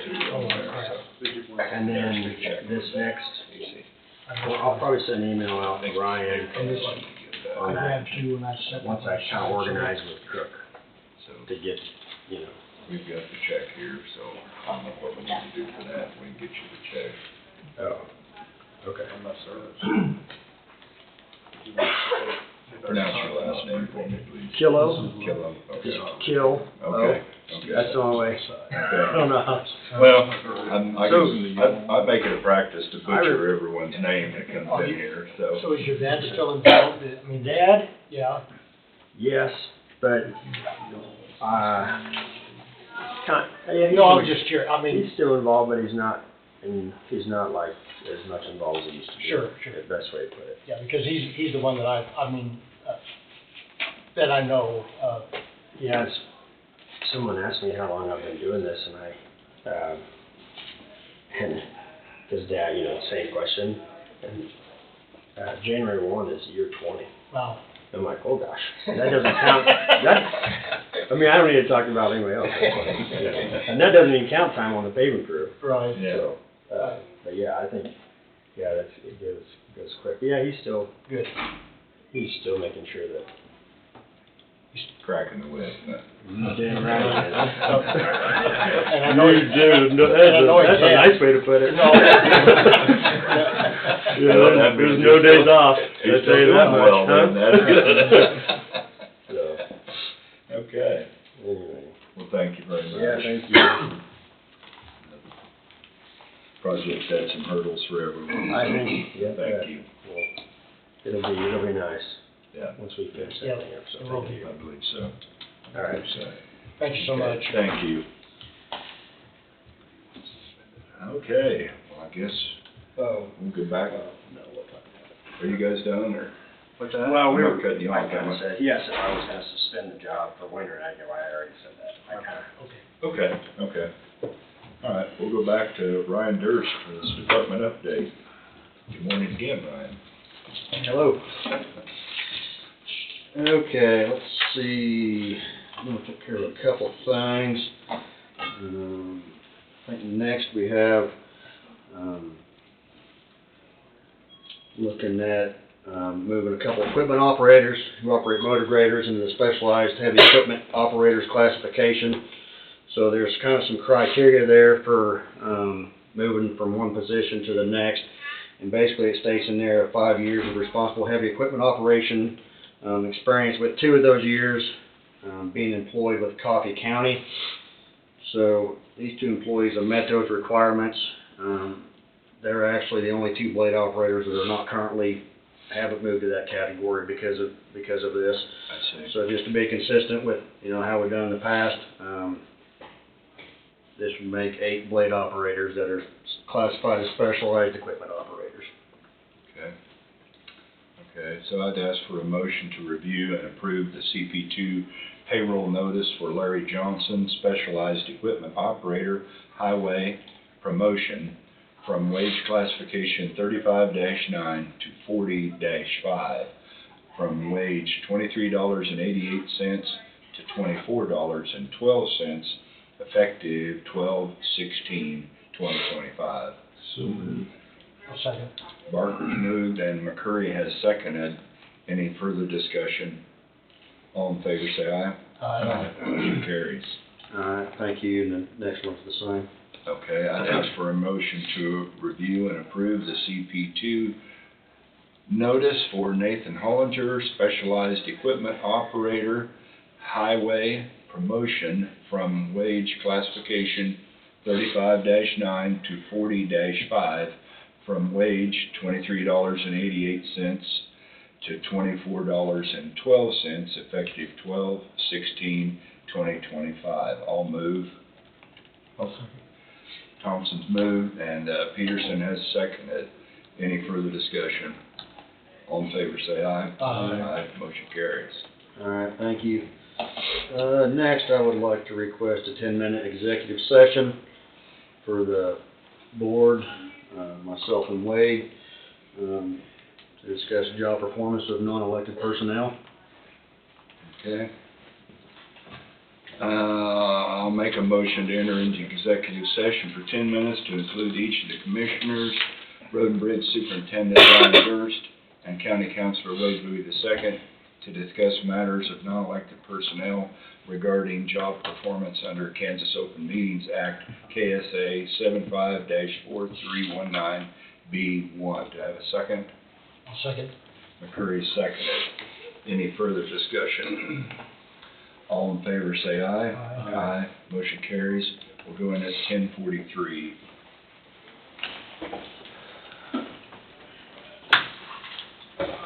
Should we see?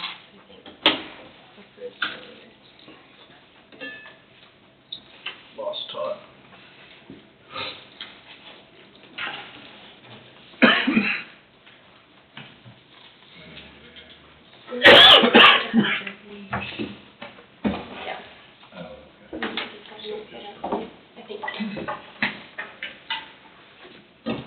Alright, so, after that executive session, I'd like to look at updating a job description, and this would be for the budgetary and accounting specialist, in our department. And this job description, it just kinda, reflects more of the job responsibilities and duties, that Michelle does at the office. You know, this is kind of dealing with, accounts payable stuff and all remittance, data reports for budgeting, encumbrances and, stuff, you know, the reports I need. She prepares all the vouchers and checks for the highway department solid waste, which, I mean, you guys knows a lot, and, this just kind of brings everything up to date and highlights those responsibilities that she has and the job she's doing there. Okay. So, based upon the recommendation of the Road and Bridge Superintendent to approve the Highway Department budgetary/accounting specialist job description and pay range to be added to classification 40, and personnel position change, no additional personnel are being added to the department with this action. So moved. Second.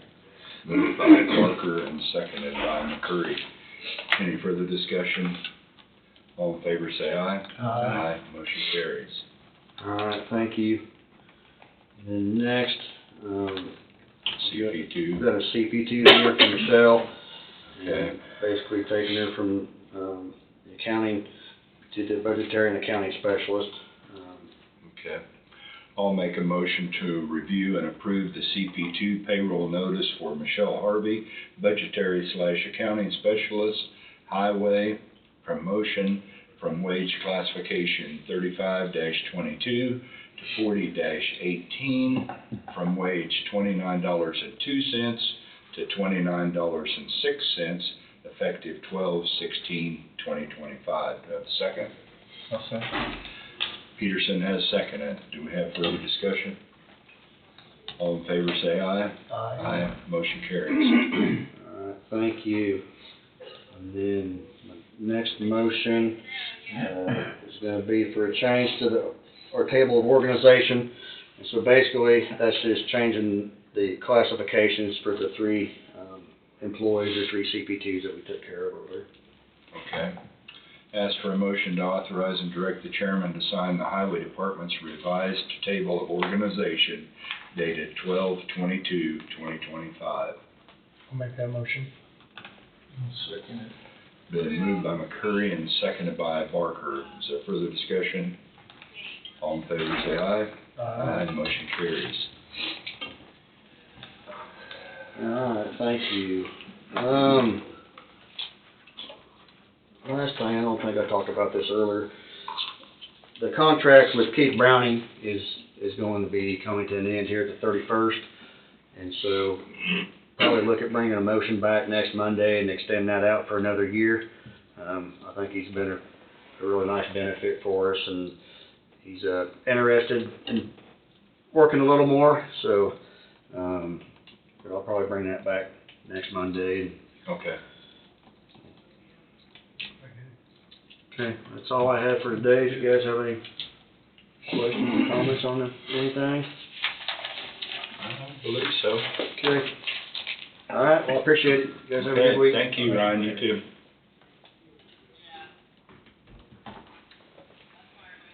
Okay. So, do we want to go back to this revised salary chart? Want to address that today? I mean, what's the intention as far as, I know we talked about at one time, trying to cut the steps down, but is this just to begin the process to do that, or? Take one and pass it around. It's actually part of the, This way. yep. If we were, This might answer part of it.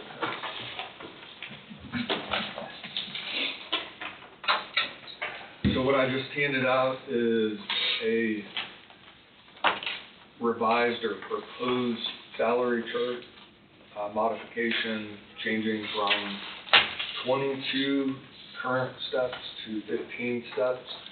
Going back in time a little bit, when the salary study was originally completed, there was a recommendation for a 15-step salary chart. However, at that time, through a series of conversations, it ended up being modified to a 22-step process. This has been a discussion for some time with department heads, and the concern, and Ryan can correct me if I'm wrong, is attracting, recruiting, and retaining employees who have to go through a 22-step process to get to the top of the pay scale ends up being sort of this insurmountable obstacle, I guess, from the beginning, where that's how long it takes me to get to the top.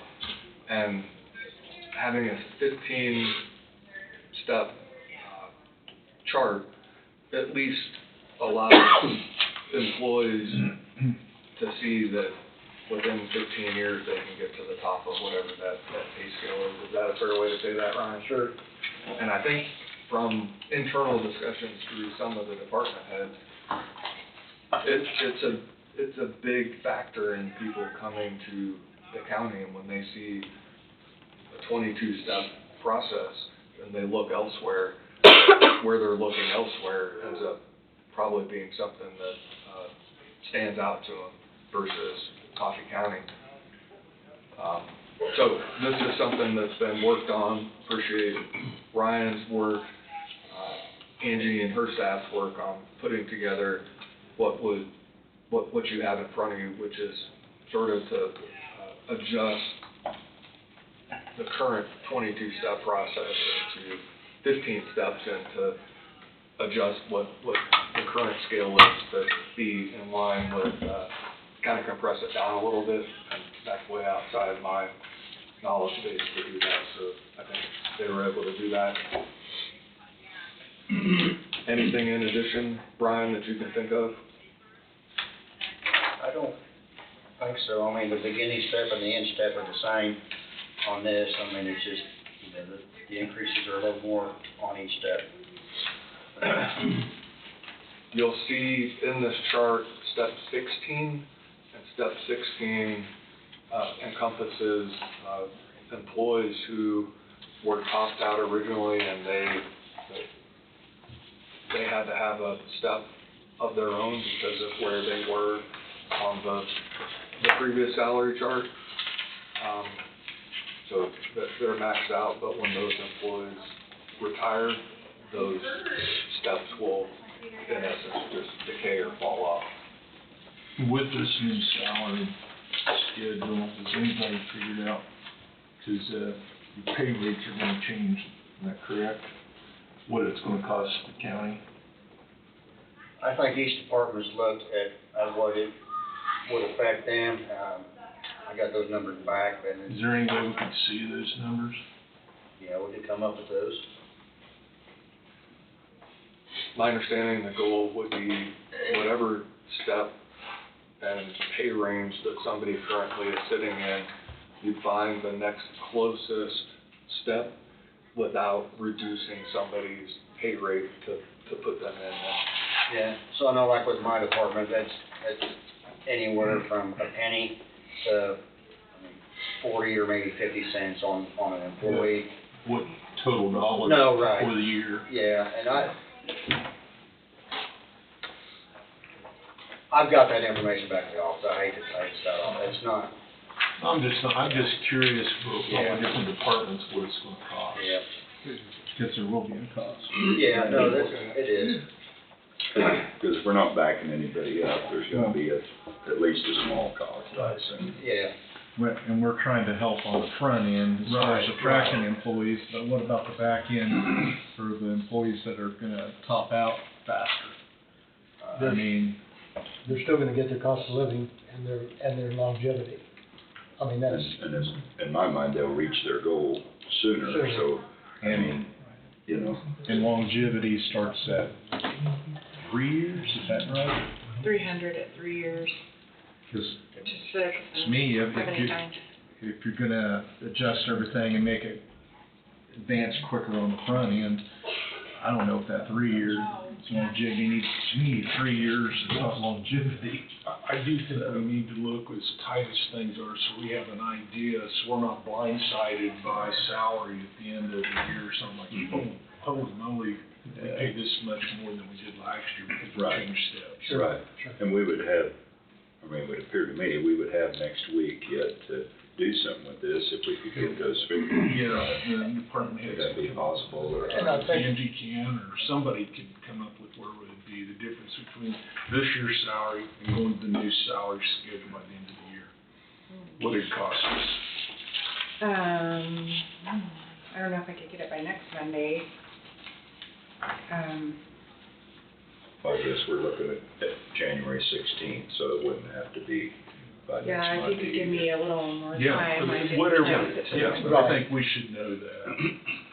and I'm it's been, just trying to get it done. just for some background, it's been discussed, I don't know, for the last 10 months, 5 months, in the Yeah. department heads. And so it's been given a chance for the department heads themselves to agree or disagree or come up with a different plan or anything. So I guess this is,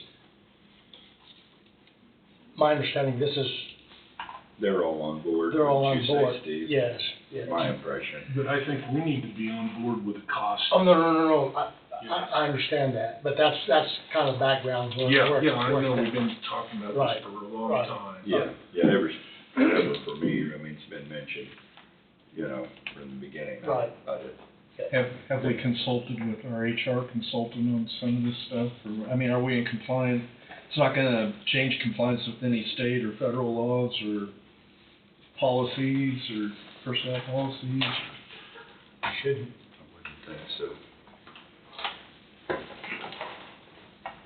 I know you mentioned, can I say something? Yeah, sure. You mentioned, longevity, but that is on a scale, just so you know. Yep. So at 3 years, they get 300, and after taxes, it's like 150, 160, and then it goes to 600, then 900, and up. But, so I hired a new employee in 2021, and I know it doesn't seem like longevity at 3 years, but that person greatly appreciated that, and even employees I've hired before that. But I think that little confidence booster is helpful for maintaining people when they know everyone else is getting it that's been here for a long time. So Are those longevity boosts, the increments, is it every 3 years? Or is it? 3, and then I think there's a couple that it might be 4. I've got my policy. I just don't recall that one right off the top of my head.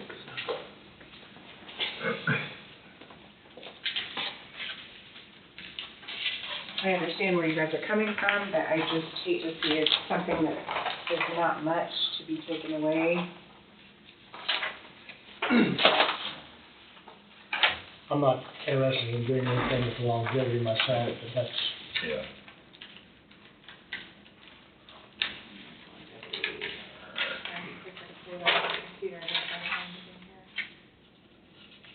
I'm just thinking that shifting it to the front end and Yeah. there's yeah. greater increases and Yeah. maybe the need for it's not, Guess not, we're not as, That cash can go to the back end of it.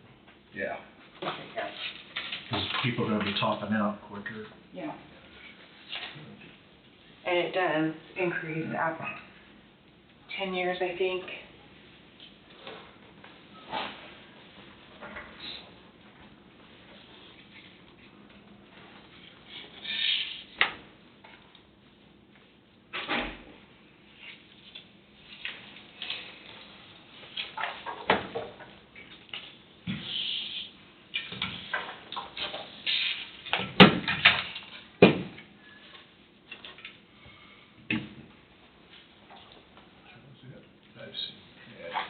I can tell you when the salary study was ongoing, there were 2 employees in the county attorney's office that had been topped out under the old scale, and they've been topped out since 2007 or 2009. One of the benefits that they get is, at that time, and even still to this day, is COLA, and then your longevity.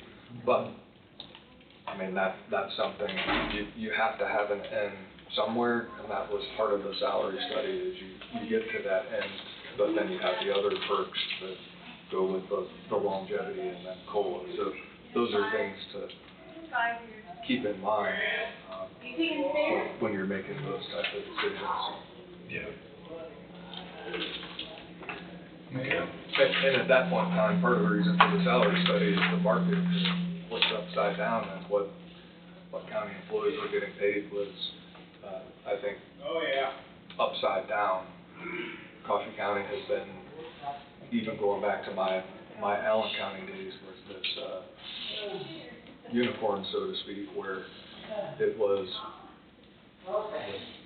better paid, better benefits, and people wanted to work for Coffee County, and it was a selective group that was able to do it. And that was when I was the county attorney and assistant county attorney in Allen County.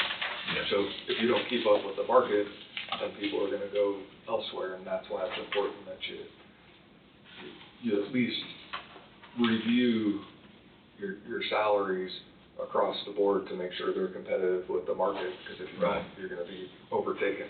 Well, I was really glad to hear Angie had, several applications for her opening, but here the last several we've had at other departments, we've had very few applicants for some of these job openings, and that's concerning to me. I want us to be able to, I hate wasting money, but employees are something that you can't just buy off the shelf, you know, we've gotta be able to recruit them.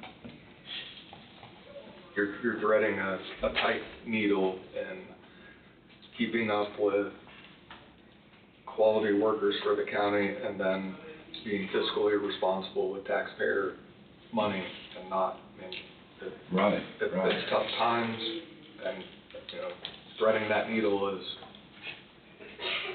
tough. So Just to give you a little idea, for my department, which is 51 employees, is roughly around $20,000 is what what it would be for all those employees to get reclassified on this new scale. And that's how many employees 50. and how many total do we have, Angie? 155 usually. Okay. So if that carried through, then we'd be looking at possibly 3 times that. $60,000. You mentioned trying to stay competitive in the market, especially surrounding counties. Do we know where we stand now? I mean, it's been, was it been 6 or 7 years or so since they did that last study? It's been 5 years since this was implemented, and they were going off of, About 6 or 7 years ago. well, it was not 2019 and 2020 information that they were using and implemented in 21. This is when they redid our salary stuff, so. I think maybe some surrounding counties are surpassing us, I think. As a proactive effort, I have reached out to the consultant who handled the original salary study. They have all the raw data for the county. I do have a proposal.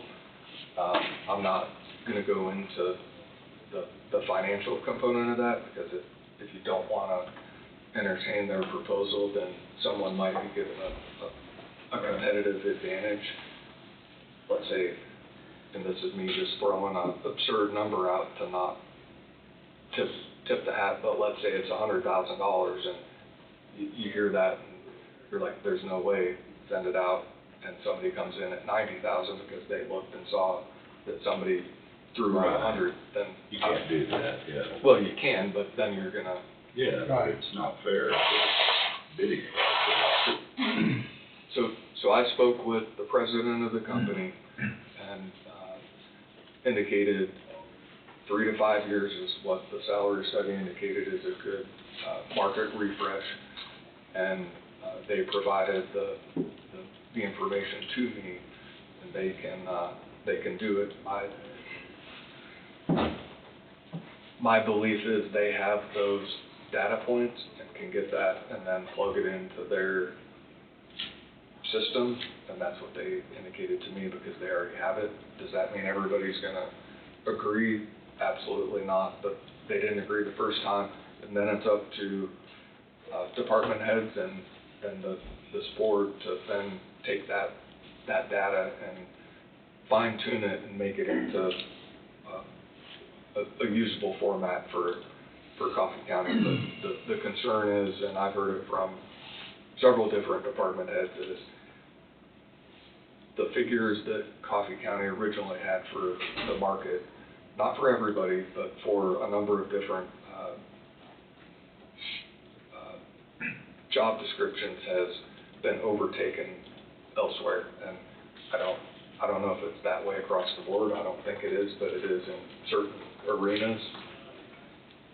And you're gonna have people poaching Coffee County employees, or you're gonna have people who are applying for similar positions in Coffee County that are open elsewhere, and they're gonna go elsewhere because those positions have better pay. And, you know, one thing, and Brian can correct me if I'm wrong, changing your pay scale will be one of those tools that will help recruit, attract, and retain employees, because it's not so far.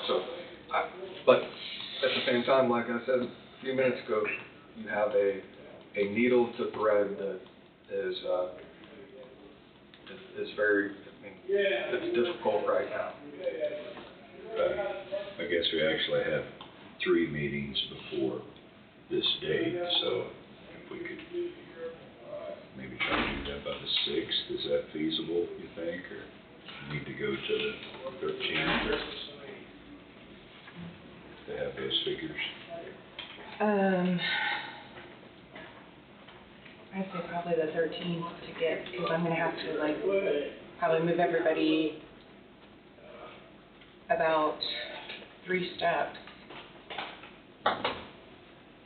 If we're gonna, the reason is because whatever the steps they're at now, this is kind of like combining 2 steps. So I have to kind of, to give you a roundabout idea on what everybody's at.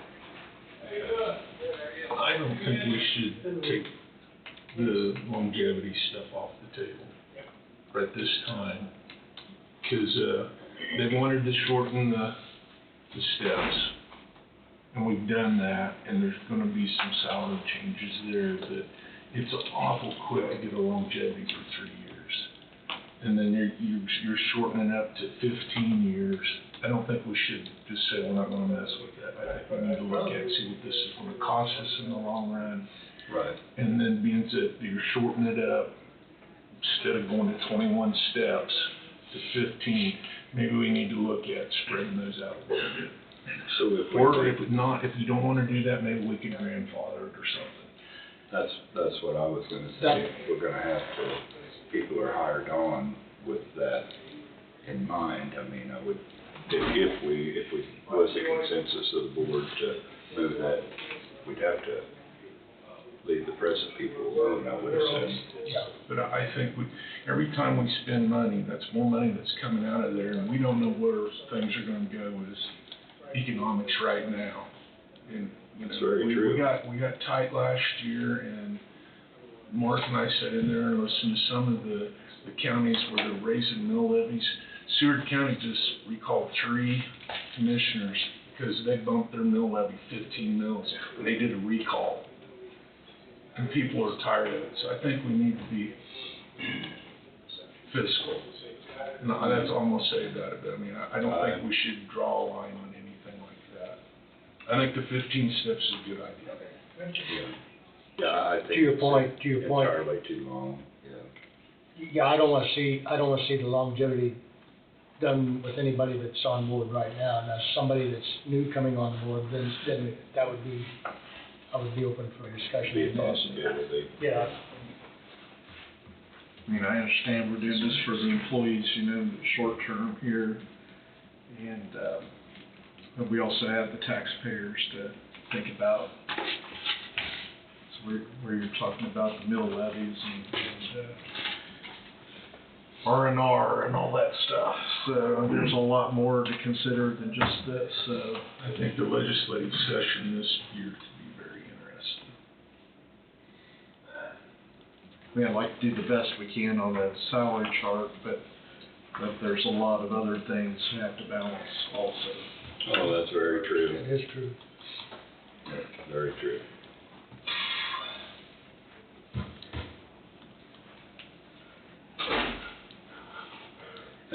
And that's what I feel is kind of gets overlooked sometimes with a lot of objections to not being able to stay revenue neutral.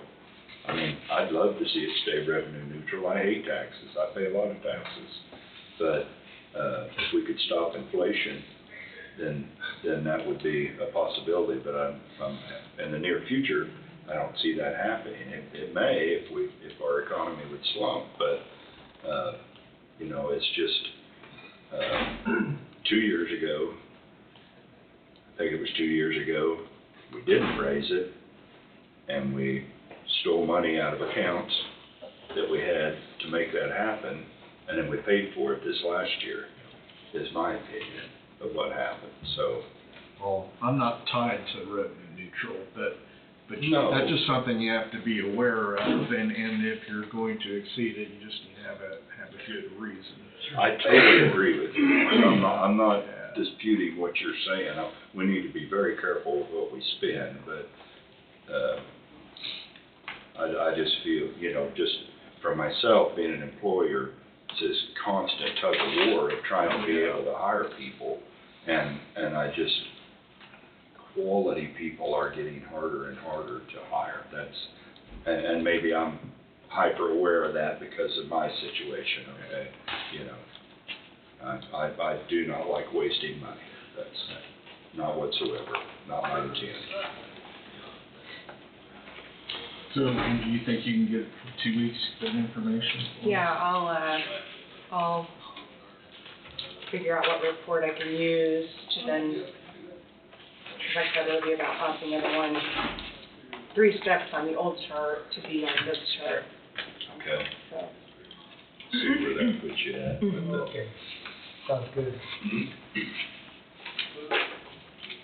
Or it might be just, it might just be 2 steps. I'll figure it out. Sure, sure. Okay. Everybody good with that? We'll try to revisit that in 3 weeks. Let's say that's gonna be the 6th, do you think that's, Or the 13th. or the 13th? The 13th, okay, I think that's what, yeah. okay. If I can get it sooner, I will, but But the 13th So will it give would you. be, I think I can get it by the 13th. it'd be 3 weeks then, correct? Because next week's really short, and then you'd be boomed right after that. Yeah. We're doing year-end transfer. Right, right. Be careful, this is 15. Okay. Yeah, I know it's all kind of coming all at once. Yeah. So, thank you for that. Yep. So, we have anything else for Ryan then? 12's not. Thank you for your input, Ryan. Thanks, Ryan. Thank you. In that same timeline, you'll also get the Midwest CPI numbers, which come out in January, usually the 3rd week in January. So just keep that in mind too for Sure. potential COLA type discussion.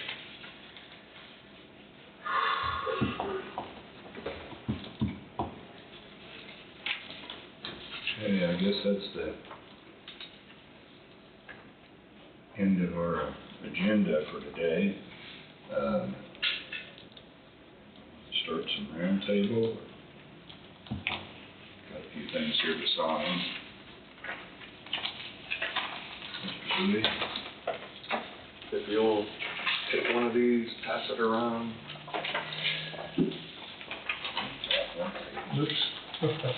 You need a file. And then take one of these and pass it around.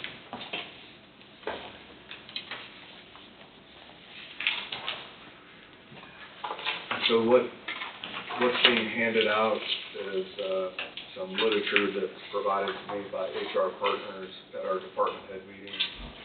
Christina Dietrich from HR Partners got her on the phone to talk about some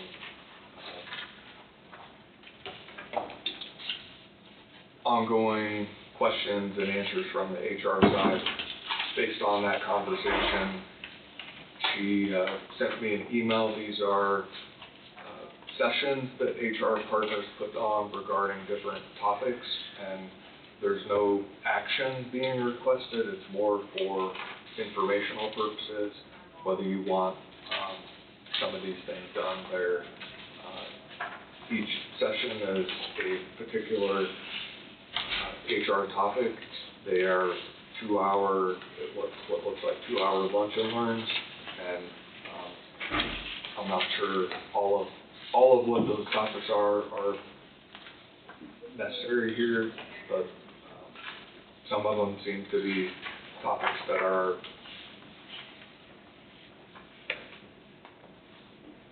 would be helpful, but you don't have to do anything. I just wanted to hand it out so you had it and could look at it, and then what you do with it from there is up to you. Well, I think, correct me if I'm wrong, some of this discussion come from one of the department heads bringing up that they thought there was going to be a department head handbook, like a supplemental to the employee handbook. Correct me if I'm wrong, Wade. During the creation of the policy handbook and manual, there had been discussions while that handbook was being vetted about having a leadership manual or something like that. And it had been discussed, never never came to fruition. The recommendation from HR Partners is that there not be a leadership manual. Yeah, they didn't want that. She didn't recommend I that. wouldn't want that. I think they should have the flexibility in what they need to do and not be tied to it. Well, that's what I think. And that's what she voiced to us when she I was think over that's- the phone, was that when you have a policy, in that says that you've got to follow it, and let's just say you have a four-step process to someone being terminated. Well, there's things that can happen in the workplace that they need terminated today.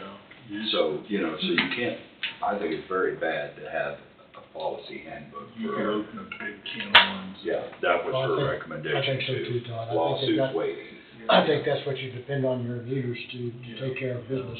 I mean, there's ample amounts of literature out there for anybody to read about leadership on their own.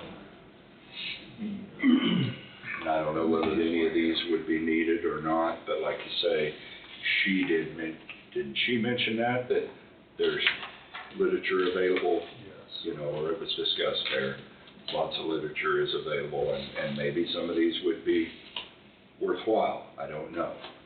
But, One of the reasons for the revision in the policy manual is what was believed to be at the time, based on the HR audit, an erosion of the at-will employment nature of employment in Coffee County. And then you have that balance between elected officials and non-appointed officials who, if you're an appointed official and you go through either discipline or termination of an employee under the old policy manual, you had to have a pre-termination hearing where somebody could come in and they could contest that in front of the board. And it created its own unusual circumstances where your at-will employment nature was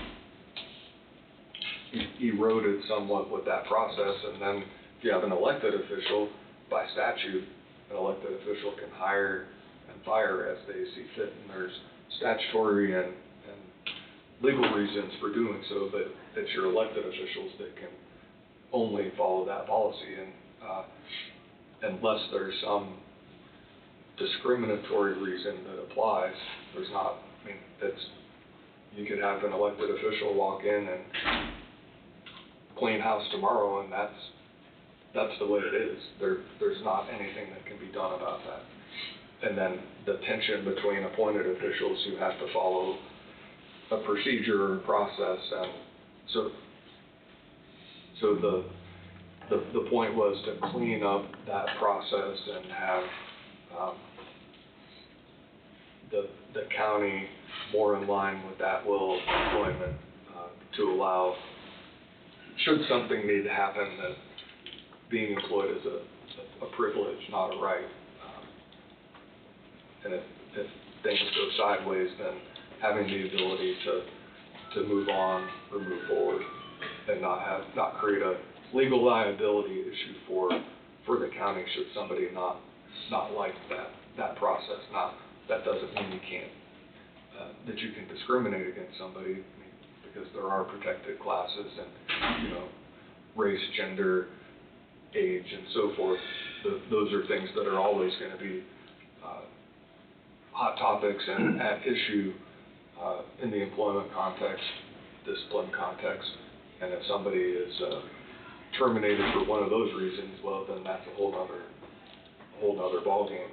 Same thing if somebody has a disability, those type of things. So that was the part of the reason in the revision and the policy manual to take Coffee County away from that erosion that some believed had occurred to that at-will employment status. okay.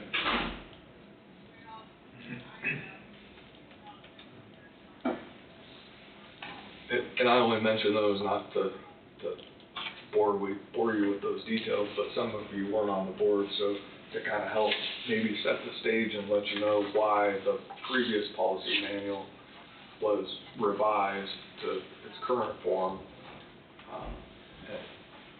And a little bit of history there. Yeah. Okay.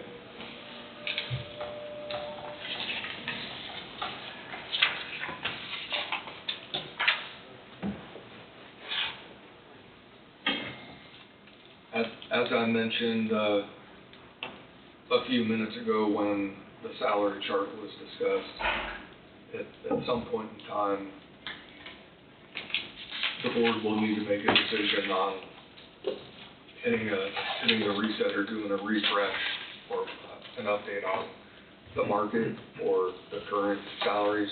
I don't think you should make that decision until you made a decision about the salary chart and its revision.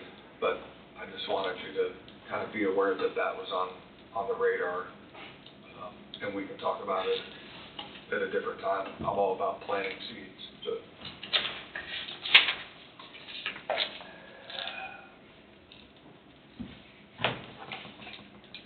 Anything else for us? The last thing I have is, a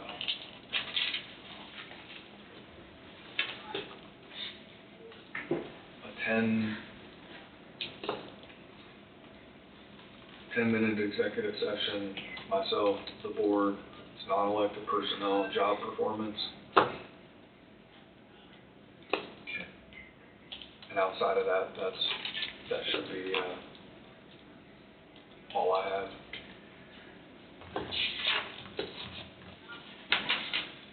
Okay.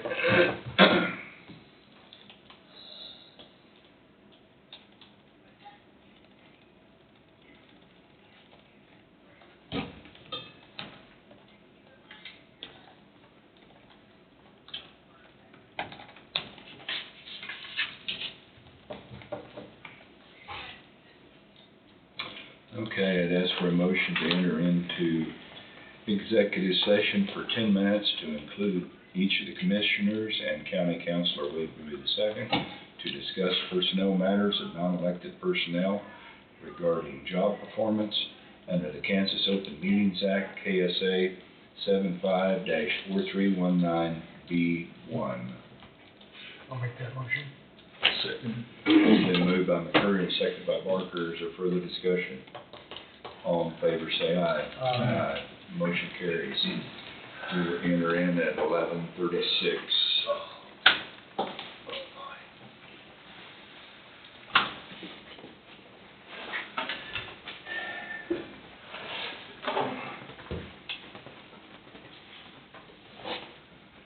Go back.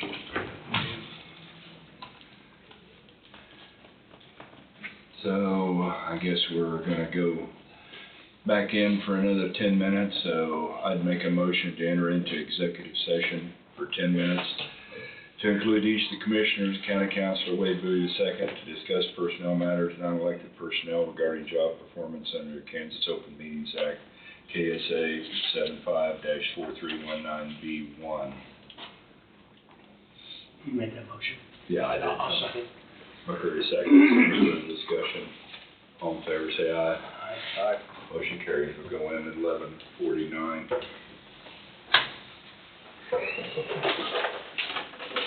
Yeah,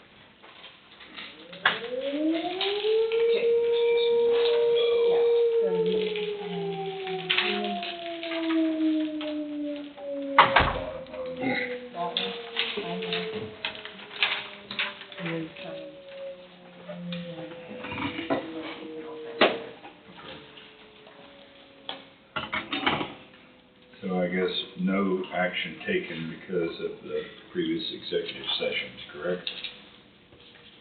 Correct.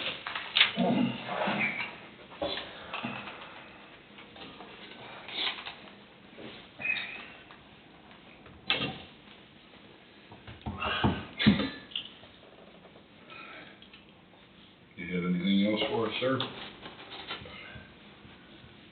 Not for today. Todd? I don't have anything other.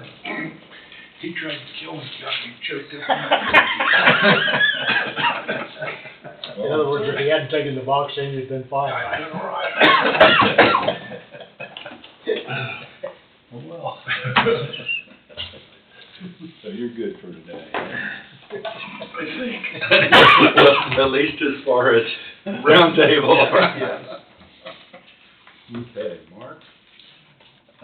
Only thing, I went to the library holiday open house as they had. I went to Leroy in Burlington Saturday.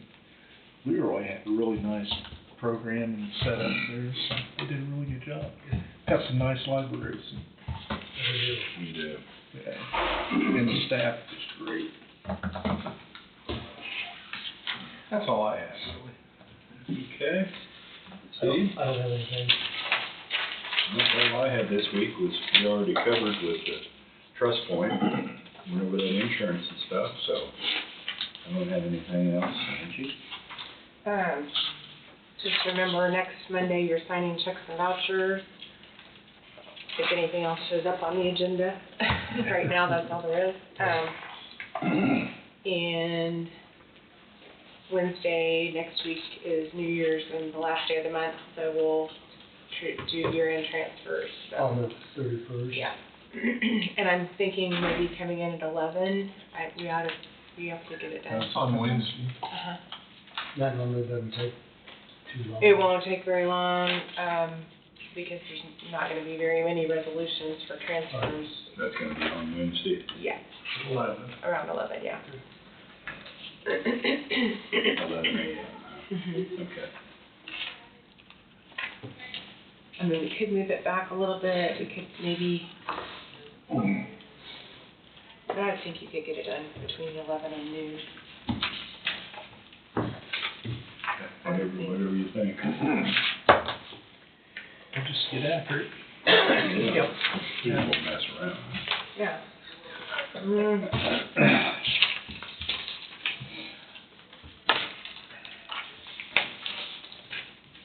Well, I guess we don't have anything else. I guess are we ready to adjourn? I'm ready. We're adjourned at 12:03. Thank you, everyone. You all right, Todd?